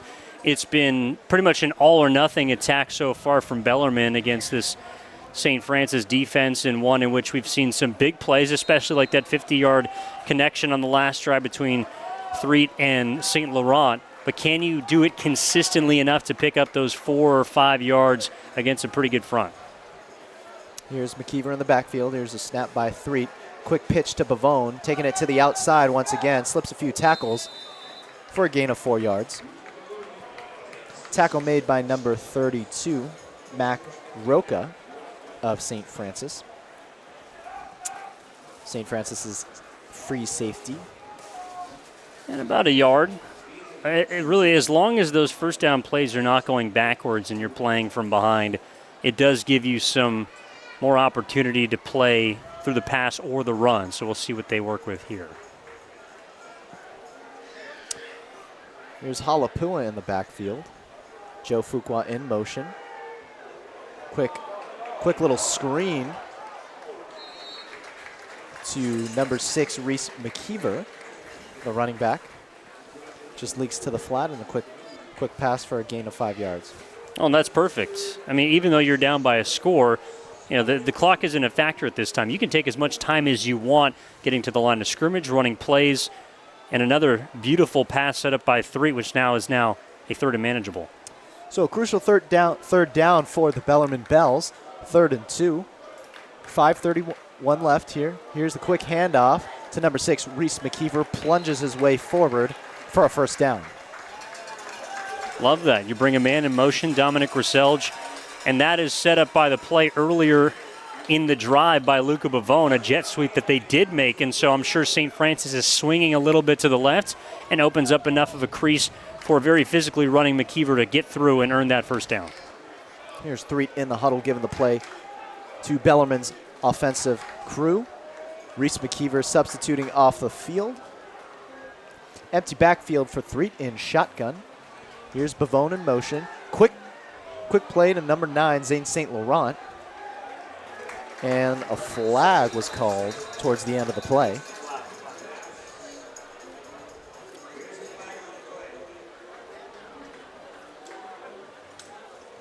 And it looks like this is going to be against Bellarmine.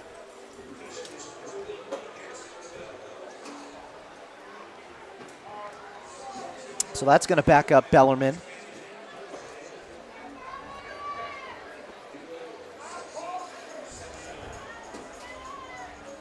Looks like that was going to be a 10-yard penalty. Yeah, legal contact might have been hands to the face on that. So 4:40 left here in the third quarter. Here's Threet, tries to hand it off. Fumbled snap, picks it up, runs to the outside and gets tackled by number 6, Sione Tulele, their middle linebacker for St. Francis, a senior. 5'11", 190 pounds, and just miscommunication on the snap. Yeah, and really where in the first half, Bellarmine did not compound their mistakes. Unfortunately, they've begun to mount a little bit here in the second half. Understanding a tough penalty after a really nice 6-yard pickup. You're playing ahead of the sticks. You get moved back, fumble the snap, and now you're pretty much forced to launch it down. Bavone in motion, and the play is whistled dead. False start. The home crowd here at San Jose City College starting to get a little antsy. And that's going to back Bellarmine up even more. And now the question becomes how you manage the rest of this drive, because as much as you'd like to try and push it downfield, you'd love to pick up that first down, you also can't put the ball in harm's way because of how deep you are in your own territory. But you got a ways to go. See if Bellarmine sets up a little running back screen or wide receiver screen just to pick up some yardage and get them to a third and manageable. Threet drops back in the pocket. Pressure. Pocket collapses. Can't find a rushing lane. Jukes a guy and gets down to Bellarmine's 15-yard line. Number 4, Jackson Cahoon on the tackle for St. Francis. Jackson Cahoon leading the St. Francis Lancers defense with 2.5 sacks on the season, 4 quarterback hurries, and 6.5 tackles for loss. That might be about as shifty and physical of a 4-yard gain as we've seen tonight. Parker Threet earned every inch. So 3rd down and 26, looking to just get some yardage to give Tripp a more manageable punt on 4th down.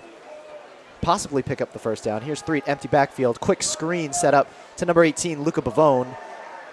And he's going to pick up about 8 yards on the play. Well, to your point, you do give your punter a little more room back there to hopefully try and flip the field as much as you can. But credit to St. Francis' defense, pretty much keeping everything in front of them. And since the start of this second half, on the first 2 drives offensively for Bellarmine, they haven't allowed much after the catch or after a play behind the line of scrimmage. So 2:13 as the clock winds down here in the 3rd quarter. Here's the snap. Tripp with a decent punt and a generous bounce. going to be down at St. Francis's 42-yard line as they start their offensive drive with some pretty good field position. And another good punt. And once again, really like the first half, all eyes are on the defense. And so, if you can come up with a stop here, forcing a punt, grab the momentum back, that'd be huge, especially considering St. Francis coming out of the half has pretty much done what it's wanted to offensively, moving up and down the field. St. Francis's offense led by starting quarterback Aaron Knapp, a junior this year, 5'11", 175 pounds. Here's St. Francis in their heavy formation. Here's the snap and the handoff. Play blown up at the line of scrimmage and nothing going for number 33, Andrew Scarenberg. So Ka'aina in on the first drive of the half, and looks like it's Scarenberg to start the second drive of this half for St. Francis. And probably just a load managing in-game situation for St. Francis. You imagine how long Kingston Ka'aina is going to be on that sideline considering the effectiveness he had on the first two drives. So 2nd down and 9 after only a gain of 1 by Scarenberg. Here's the heavy formation. Here's a snap, play action. Knapp drops back in the pocket, fires downfield. He's got a man. That's number 10, Perion Williams, taking it down to the 8-yard line.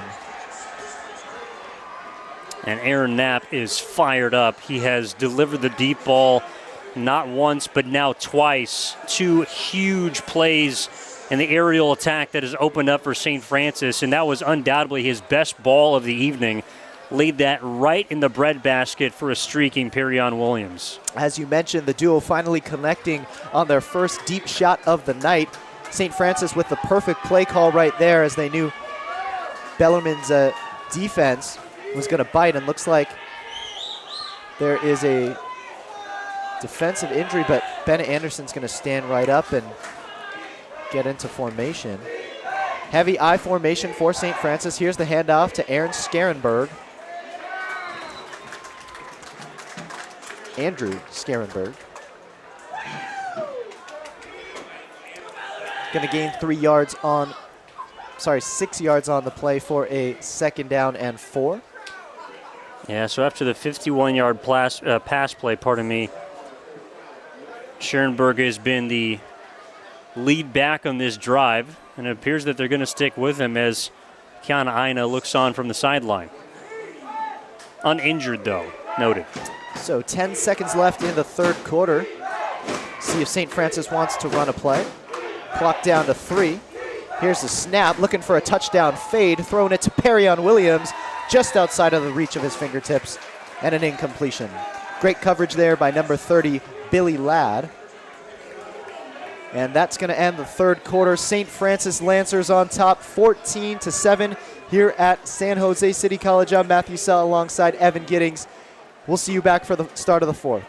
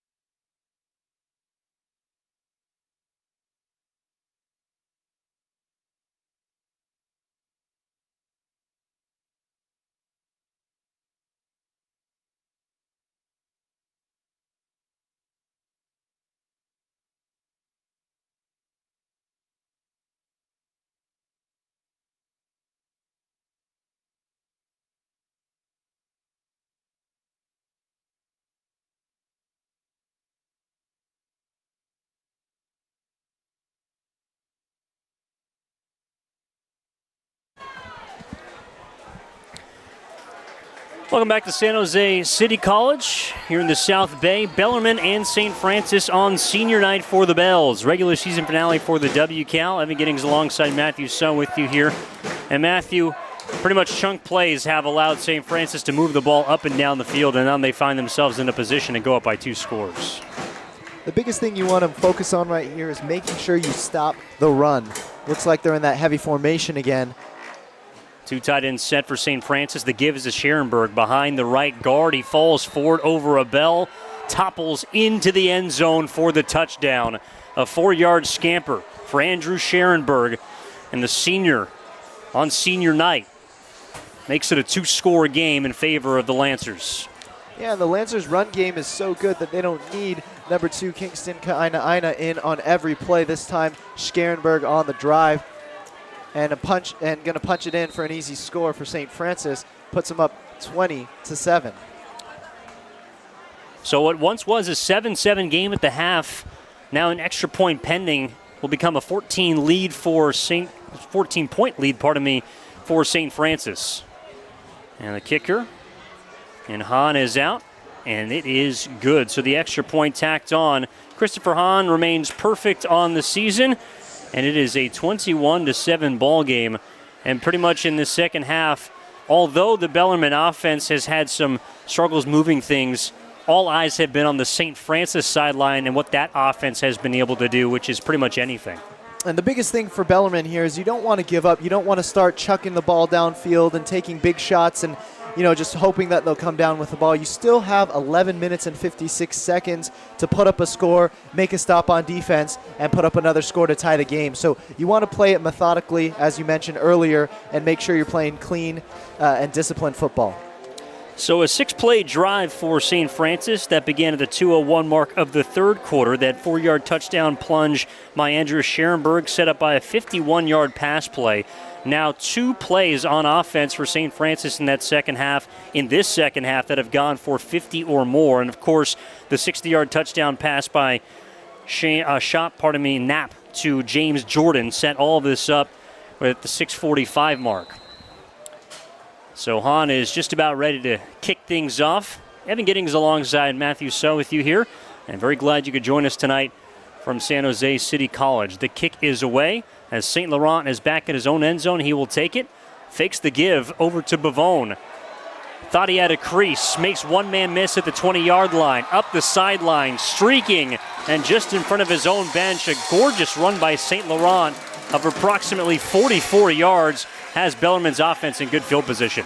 And there's some trickery that you're going to see from Bellarmine from time to time. They did that last week against Sacred Heart where they faked the pitch and then the returner runs all the way to the outside. Great return by Bellarmine. Good creativity by Coach David Diaz, and Fonte sets Bellarmine up with some pretty good field position to start the fourth quarter. Well, even if it's not on offense, perhaps a spark and an explosive play like that can bleed into what Bellarmine can do offensively. So far in this second half, 2 possessions and 2 punts. Now trailing by 14. Parker 3 with a quick hit to the outside to Fuqua.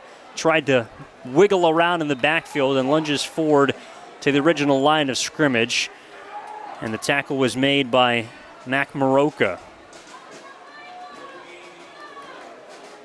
Great play there by St. Francis. Read the quick pass, got to the line of scrimmage and stopped Fuqua from gaining any momentum on that play and picking up extra yardage.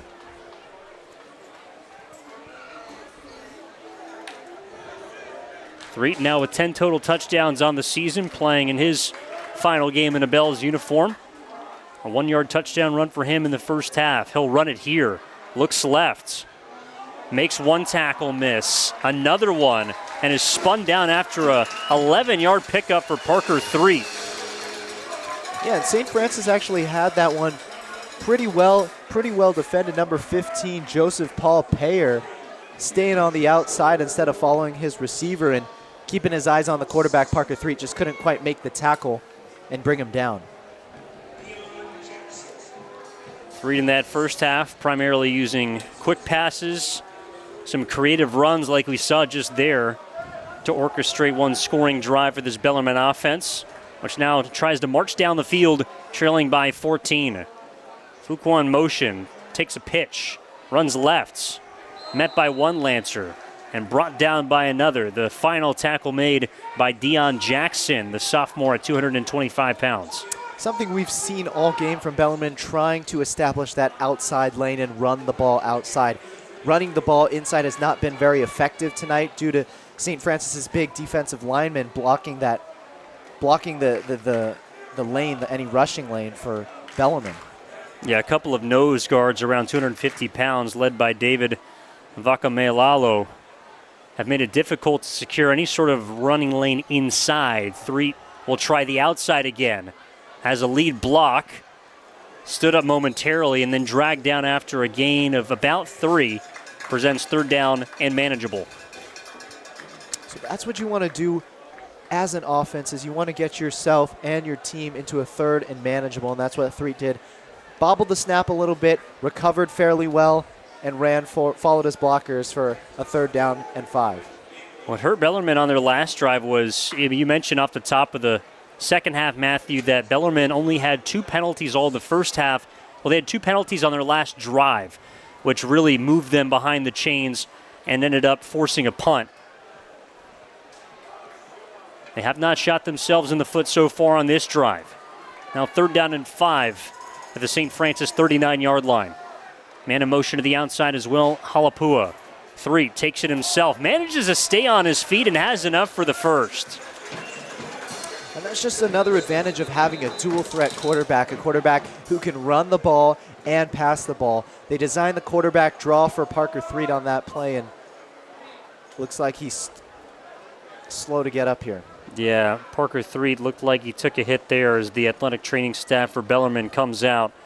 Such a physical player and has taken a lot of hits throughout the course of this season, has been able to play every single game thus far, and hopefully is able to get back up sooner rather than later. 9:20 to play. We're going to step aside momentarily for an injury timeout. Evan Giddings alongside Matthew So with you from San Jose City College.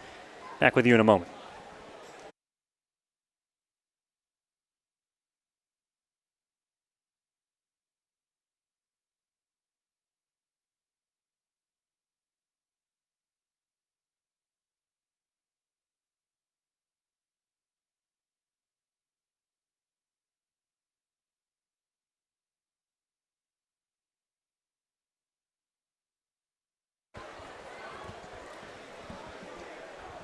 So fortunately, a pretty hasty injury timeout as senior quarterback Parker Threet looked like he injured his left arm, has made his way to the sideline under his own power. And so now backup quarterback Nick Weber, a junior at 6 foot, 290 pounds, will enter into a very pivotal point in this ball game. Fourth quarter trailing by 14. It's a pitch to the left side as Bellarmine's own Will Halapua gets to the corner and has enough for what appears to be a first down. A great run by the backup running back off a pitch by the backup quarterback.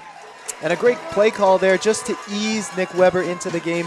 Not many regular season snaps this season, so good play right there. Good play call by the coaching staff of Bellarmine. Now it looks like they're going to rule Bellarmine just short. Or pardon me, no, they give him the first down. So a delaying chain moving. Now first down and 10 at the St. Francis 23-yard line.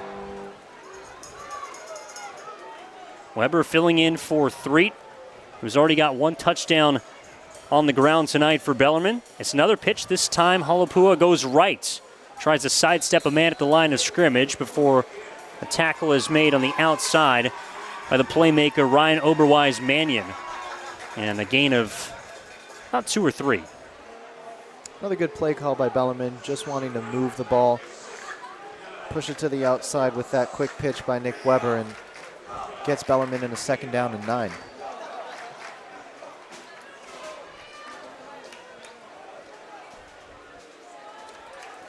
Weber now with McKeever, starting running back at his left hip. 3 wide receivers to the near side. 8 in the box for St. Francis. It's a toss play out to the left. McKeever is stood up and then upended and twisted down. Play made by Jackson Cahoon. A strong safety. Also doubles as a linebacker for this physical St. Francis team. And it's a tackle for loss. Yeah, as we mentioned earlier, Jackson Cahoon, 6.5 tackles for loss, and there's another one right there. St. Francis defense swarming Bellarmine as they easily read that quick slip screen to running back Reese McKeever. This is the second time this season that Nick Weber has made his way into the game. So far, 2 attempts on the year, 2 completions for 11 yards. So he has not been asked to throw the ball very much, if at all. And now there's an official timeout taken by the referee. They did bring Nick Weber in on a play last week where Parker Threet, the starting quarterback for Bellarmine, lined up in the backfield. A little trickery for Bellarmine last week. Well, and the timeout is actually a penalty. An illegal substitution made by the offense is going to back Bellarmine up by 5 yards. So instead of a tough 3rd and 12, it is a tougher 3rd down and 17. And now you might have to throw. Looks like Parker Threet is back in the game. So a good sign for Bellarmine, back with its starting quarterback. And a timeout is going to be taken before the delay of games, so Bellarmine has to burn a timeout instead of taking a 5-yard infraction. Yeah, a little miscommunication on that play, maybe because Parker Threet was subbing back into the game. Not enough time to relay the play call from head coach David Diaz-Infante to the huddle, so Bellarmine deciding to play it safe and call a timeout instead of getting a delay of game. 7:06 left in the ball game, and one in which the scoreboard perhaps does not reflect the competition between these two sides that we saw for really the entirety of the first half, but even a couple minutes into the second half, Matthew, because of just how much St. Francis has grabbed the game within the last, say, 5 or 6 minutes. They've flipped it on its head, and to their credit, that is what good teams do, and that's a big reason why they find themselves in second place in the WCAL. It'll be interesting to see what Bellarmine opts to do here on 3rd down and 17. You don't have to get...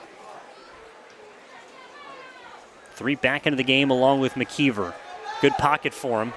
Now steps up, looks to run, and is dragged down from behind. Good gain on the ground there up to about the original line of scrimmage. So a gain of 6 for Parker Threet. And now that does put you in field goal range. Yeah, so it looks like Bellarmine's going to opt to go for the field goal here with 6:40 left. You didn't have to get the first down. Maybe if they got closer to a 4th and 3, 4th and 2, it would have been interesting to see what Bellarmine decided to do as the time gets closer to 0 here in the 4th quarter. Well, and Connor Tripp, as you mentioned, has made a field goal beyond 50 yards this season. 52 is his long. This one will be from about 41. The kick from down the middle is up, and it is good. So Connor Tripp with an absolute linea puts Bellarmine back on the board, breaks a 14-0 streak for St. Francis, and the Bells, with 6:13 left in the 4th quarter, now trail 21-10. Yeah, so still a 2-possession game for Bellarmine, so you have to get a stop fairly quick on defense and then get back on offense and score some more points. No, you're exactly right. I mean, it all comes down to what this team can do defensively, and perhaps most importantly, how they can stop a running attack that you would imagine after the last drive, not featuring at all Kingston Ke'anaaina, is probably going to be back on the field, especially when he had the first drive, fumbled at the goal line, second drive set up what eventually was a 60-yard touchdown by James Jordan. And then now with 6:13 left and a chance for St. Francis to kind of either run out the clock or put the proverbial nail in the coffin, I would imagine that they'll turn to what has been the hammer for them this season in Kingston Ke'anaaina. And it seems to be a recurring theme that St. Francis uses Andrew Scarenberg and then rotates and replaces him with number 2 Kingston Ke'anaaina, giving Ke'anaaina a few more seconds to rest on the bench.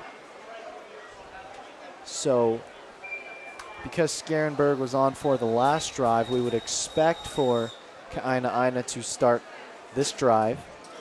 And would also expect Bellarmine to attempt an onside kick, which is why you see St. Francis with pretty much the entirety of their special teams unit at the 50-yard line expecting a short kick. Game not over if Bellarmine doesn't recover, but would imagine that is why you, in fact, kick the field goal instead of trying to go for it on 4th and long. So Tripp, in fact, will actually send it away. And he's going to put it deep into the St. Francis end zone. So it's going to be a touchback, and now you really do need a stop in what is still a 2-score ball game. Yeah, if you're Bellarmine, maybe you want to change up your game plan a little bit, bring a little more pressure Knapp into some quick throws, maybe rush him and see if he can get rid of the ball quickly and get a quick stop and get the ball back on offense. Evan Giddings along with Matthew Suh with you here from San Jose City College. St. Francis on top of Bellarmine here on the Bell's senior night and the regular season finale of the WCAL regular season. 6:13 left here in the fourth quarter. Bellarmine and their defense has allowed 2 touchdowns on each of the previous 2 drives. Knapp under center with Kiana Aina in the backfield, takes the pitch, runs left, stays on his feet patiently, weaves his way back to the middle, and has himself close to a first down, a 9-yard gain.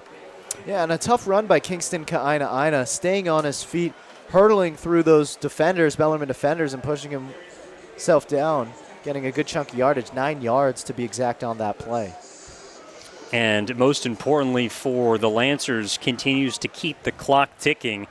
This is an offense that has demonstrated an ability to move the ball quickly down the field through the air in this second half. 60-yard touchdown to James Jordan, also a 51-yard pass play to Perryon Williams on the last drive.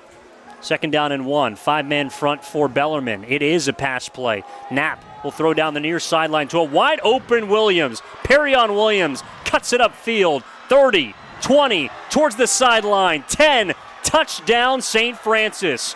And with 5:16 left, that's a 71-yard strike from Andrew Knapp to Perryon Williams.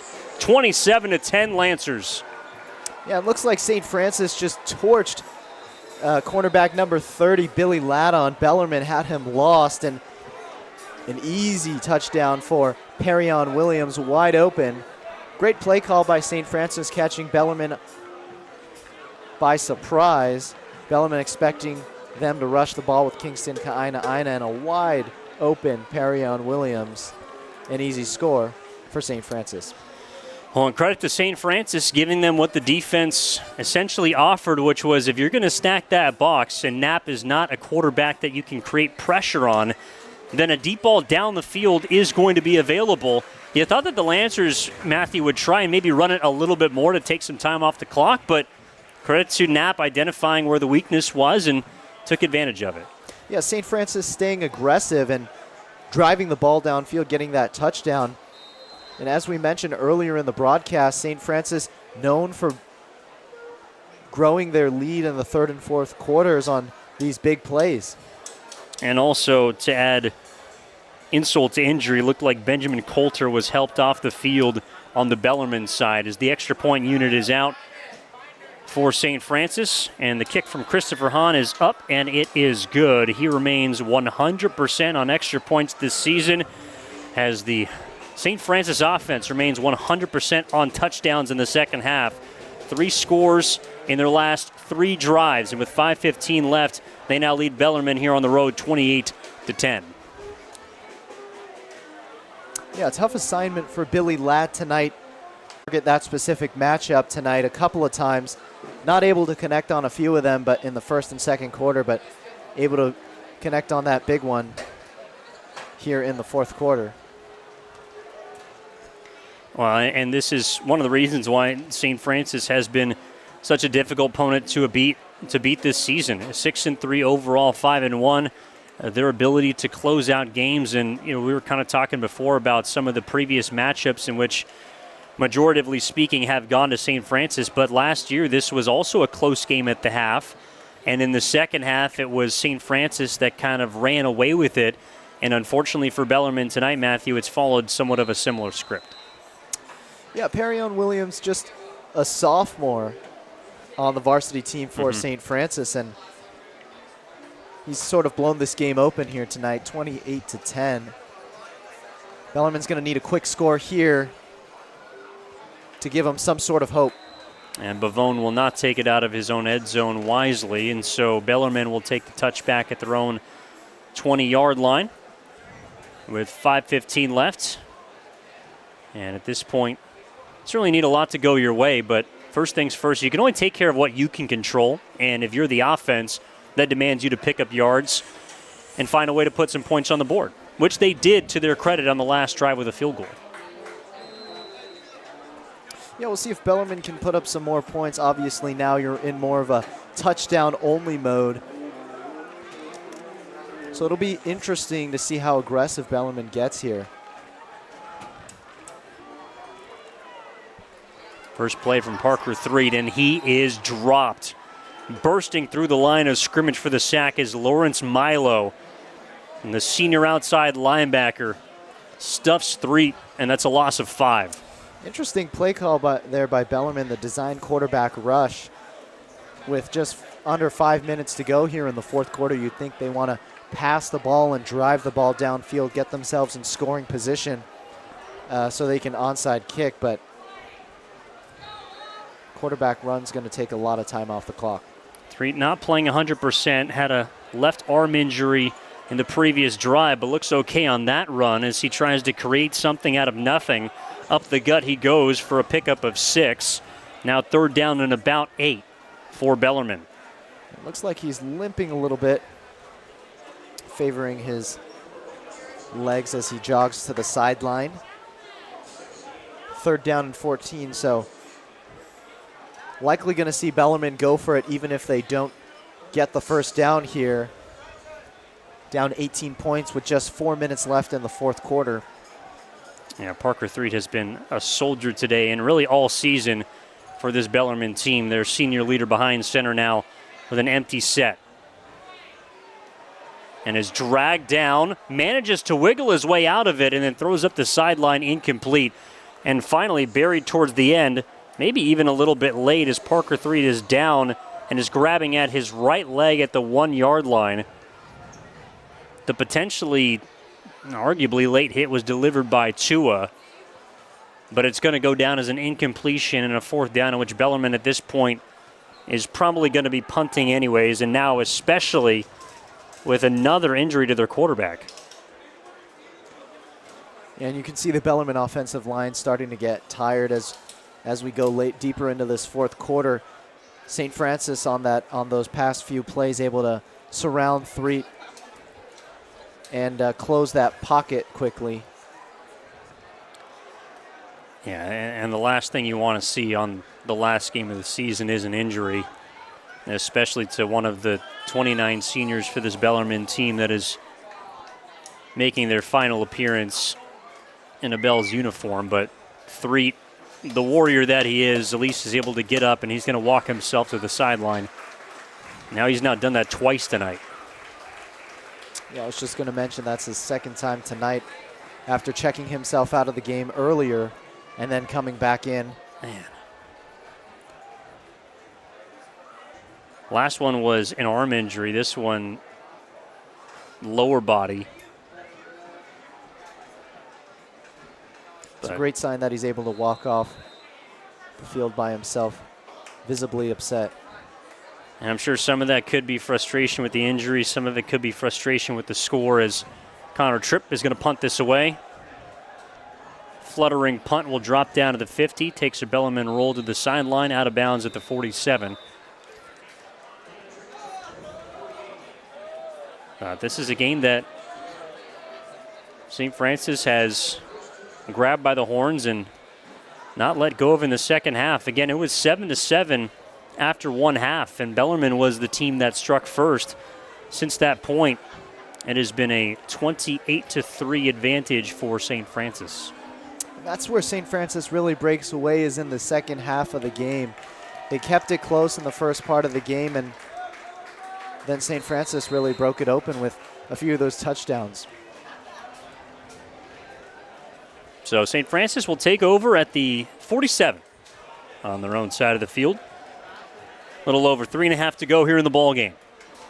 St. Francis looking to close out their 7th win of the season, 6th in conference here on the road.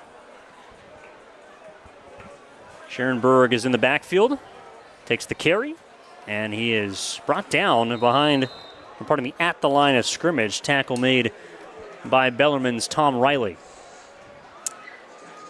And it looks like Bellarmine's choosing to let the clock run here. Down 18 points with just 3 minutes left in the fourth quarter. They don't want to risk any more injuries. They just want to get out of this game and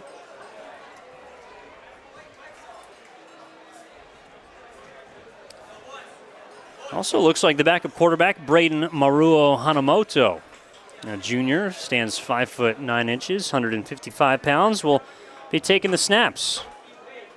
In the backfield, also the backup running back, Jose Diaz Garcia. So he takes the carry, runs right into a couple of bells, and is thrown down by the first man to the spot, Noel Diaz, senior defensive lineman. yeah, so it looks like St. Francis playing it safe here with a trip to the playoffs coming up, taking out their starters in the final game of the regular season, up 18 points. No point in playing them. No point in having them pick up a unnecessary injury this late in the game when you're up by so many points. Yeah, from the 2:40 mark of the first quarter until about the 7.5-minute mark of the fourth quarter, it was 21 unanswered points by St. Francis that flipped the script of this football game. Credit to Kingston, Kiana Ina, got things going in the running game, and then Aaron Knapp delivering multiple deep balls. One to his tight end, James Jordan, who scored his first touchdown of the season as a timeout is taken by St. Francis with 1:53 left. And then a couple of deep balls, one of which was a touchdown to Perion Williams. And so obviously a lot of talent on both sides of the field today, a lot of young talent that will be back next season.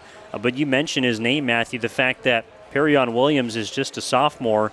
That's a kid you can absolutely expect to be back and probably haunting a lot of teams around the conference next season. Absolutely, and the fact that Aaron Knapp, their starting quarterback, is just a junior means that this duo has one more year together to really break things open and connect. Also, running back Kingston Kaina Ina is also a junior, so they will have their St. Francis will have their 3 studs back next year, ready to roll. Meanwhile, Bellarmine will get the advantage of a second season under David Diaz-Infante, and so even though perhaps the first season with 2 wins is not as many as you'd like, definitely a lot of positives to take from this year and a pretty experienced and veteran-laden group as the toss goes to the left, and it's taking that time by Noah Ramirez. Going to be a loss of 2 right there, and it'll bring up 4th down and a punt for St. Francis. But on the Bellarmine side, a lot to build on upcoming in the second season for David Diaz-Infante. And a bright future for Bellarmine. They have Nick Weber, quarterback, who's going to be a senior next year. Obviously, Parker Threet will be moving on from this program as he graduates from Bellarmine in the spring. But some young offensive pieces for Bellarmine and defensive pieces to hopefully bring Bellarmine a championship title next year under head coach David Diaz-Infante. Yeah, contention certainly is the goal. Improvement all around. An area to look at. And, I mean, this is, I think, a defense as St. Francis will call another timeout. 1 left now for the Lancers at 1:02 left in the ball game. Meanwhile, 2 timeouts on the Bellarmine side. Will be interesting to see which areas they try and make the most improvement to because, like, I mean, this is a defense and offense that's had some up and down performances this season, but with opportunities, with 29 spots essentially being up for grabs on the roster, you do have an opportunity for some guys on both sides of the football to step up and make a name for themselves. So while you might look at that as saying, well, there's going to be a lot of voids that have to be filled, I'm sure a lot of players on that Bellarmine team are looking at this and saying, there's a lot of spots for us to prove that we belong in this league. Yeah, and it'd be interesting to see in tryouts who steps up for Bellarmine's team on the offensive side of the ball and the defensive side of the ball. The crowd going crazy here at a pair of balloons that got released into the sky. Yeah, hopefully they don't get popped. They continue to float further and further into space. I think we're safe. So the 4th down punt from Hahn. Back to the Bellarmine 20-yard line. Fair catch called for by St. Laurent and taken at the 21-yard line. So still 55 ticks left for this offense. Would have to imagine that Parker Threet's night is done, although he was able to make his way to the sideline and is not on the injury table anymore. And this is a good chance for junior quarterback and second-string quarterback Nick Weber to get some in-game reps and for the coaches to evaluate his play before next season and as they approach the summer to see who they want their future quarterback to be. Yeah, so Threet remains on the sideline. And you are right, it is Nick Weber into the game. It looks like also they have number 15, their third-string quarterback, Dominic Sotelo, on the field as well. Yeah, Sotelo's flexed out as a wide receiver. 3 to that side. Also Jaden On in for the first time, as well as Halapua over there in the slot. So Weber will drop back. Quick ball to the outside over the intended target, Jordan Rosas, also a senior. And so the incompletion will stop the clock at 51 seconds. Yeah, as you mentioned, Coach David Diaz and Fonte throwing in that white flag and putting in some guys who usually don't get playing time. A lot of them juniors, some of the younger guys who just made varsity this year, looking to make a name for themselves next season. Some of them seniors. And whether it was a loss or a win tonight, it was going to be an emotional night. I mean, it's the last time you get to don the jersey for a team you've been with for at least a couple of seasons at the varsity level, if not more for some of these guys. And you can see them down on the sideline kind of huddling up together for the last time. And with 50 seconds left, Weber is going to take the snap. 3-step drop. Deep ball down the far sideline, and it is incomplete, but I have to imagine there was some contact there, and there is no flag. Breakup was made on the other end by Dominic Coos. Not a bad idea there, taking the deep shot. Well, maybe the referee just swallowing the whistle a bit with 45 seconds left. Nonetheless, not a bad idea. Looked like he was trying to get it to Shane Perron, who of course was hit with not a malicious but a vicious legal hit earlier in the game, so a good sign to see him back out there and finishing his senior season on the field. Yeah, the Bellarmine just tried to get a quick slant to him, and the defender, free safety, coming in, hitting him a little awkwardly, knocking him out of the game for a little bit. All-out blitz shown by St. Francis. Weber's got to get it out quickly and does, and might have been tipped. It was a floater towards Perron and then knocked down. Play made on the other end by St. Francis is Joseph Polito III. And so with 4th down upcoming, Bellarmine's going to be forced to punt. And I have to imagine with 40 seconds left that they're just going to sit on it.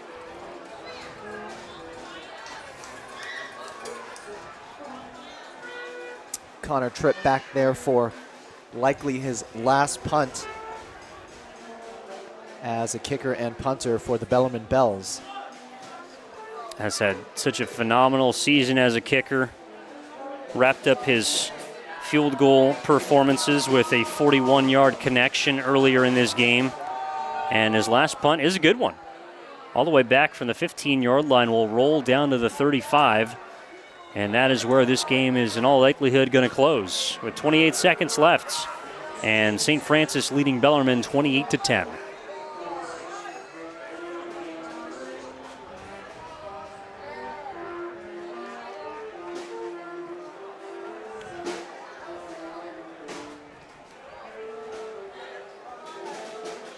So Bellarmine will trot its defense out onto the field, as will Bellarmine. Or pardon me, St. Francis going to roll things out in a victory formation. And this will take just one whistle. And so taking the knee, backup quarterback, Braden Maruo Hanamoto. And for the 8th straight year, St. Francis is victorious over Bellarmine. They beat the Bells here on senior night at San Jose City College by a final score of 28-10. Wrapping the season with 7 wins, 6 in league. Meanwhile, Bellarmine finishes the season at 2-8 and 1-6 in the WCAL. So kind of a heavy evening emotionally for 29 seniors, but I believe we also have a senior on the broadcast, Matthew. That's right. I'm a senior here. This is my final broadcast of the year for football. I will be back for basketball, but just an emotional night here at San Jose City College. And, you know, you'd love to see the Bellarmine Bells win on their senior night here again in the Holy War against St. Francis, but a tough loss, hard-fought loss nonetheless. Yeah, 21 unanswered points from the middle of the first quarter to the beginning of the fourth quarter for St. Francis is where this game turned. But Bellarmine at the beginning moved it methodically offensively, did a great job defensively, including in the beginning of the third quarter forcing a turnover. Overall, your takeaway from this final game of the 2023 campaign? I think Bellarmine played a really clean first half. They came out here and playing disciplined, only getting 2 penalties called on themselves, and that was their game plan. That was their mentality coming into this game, as they said, hey, we have a shot, and we have a shot if we play disciplined and if we stick to our game plan. They came out here, they stuck to their game plan, and in the second half they gave up some big plays, and that's ultimately what cost them the game. But the first half was relatively good half, and they kept it a close game. So I'd say overall a good game for Bellarmine tonight. Yep, and overall a pretty decent season in the first season for David Diaz and Fonte, looking to build on that next year. Meanwhile, St. Francis is headed off to the playoffs. I'm sure they'll try and build on their regular season from there. But I do want to leave you, Matthew, with, I don't know if you want to call it the final word, but I know this is your final broadcast here as a senior for Bellarmine for the football team. From listening to you alongside Kevin Dana, who I'm filling in for tonight, you guys have done a fantastic job. And so I do want to give you an opportunity to speak to the people and give your final thoughts on your last broadcast, because you've done a hell of a job. Yeah, I mean, I just want to say thank you to all of the people that are tuning in every week, and that, you know, shout out to Mr. Linderman for running the broadcast, and Minkyu Ku, also a senior class of 24, running the camera tonight. And of course, my broadcast partner tonight, Evan Giddings, and also Mr. Kevin Dana. And it's been a hell of a ride, and I'm so grateful for all of the people who run the live stream and who show up to the live stream, and I'm looking forward to broadcasting more Bellarmine games for soccer and basketball in the upcoming season. So thank you guys, and go Bells. Yeah, no doubt. Look out for Matthew Suh. He's a fantastic talent. I'm sure he'll keep it at a high level moving into the winter sports season. In the meantime, thank you very much for welcoming onto your YouTube sets here tonight, filling in for Kevin Dana. My name is Evan Giddings, saying so long. Big thank you to our production staff here. Big thank you to all of those of you watching at home. Big thank you to all the Bells fans out there, both here and at home. It's been a pleasure. One final score from San Jose City College. It is St. Francis 28, Bellarmine 10. We appreciate you. Wish you the rest of your good night. We'll talk to you next time.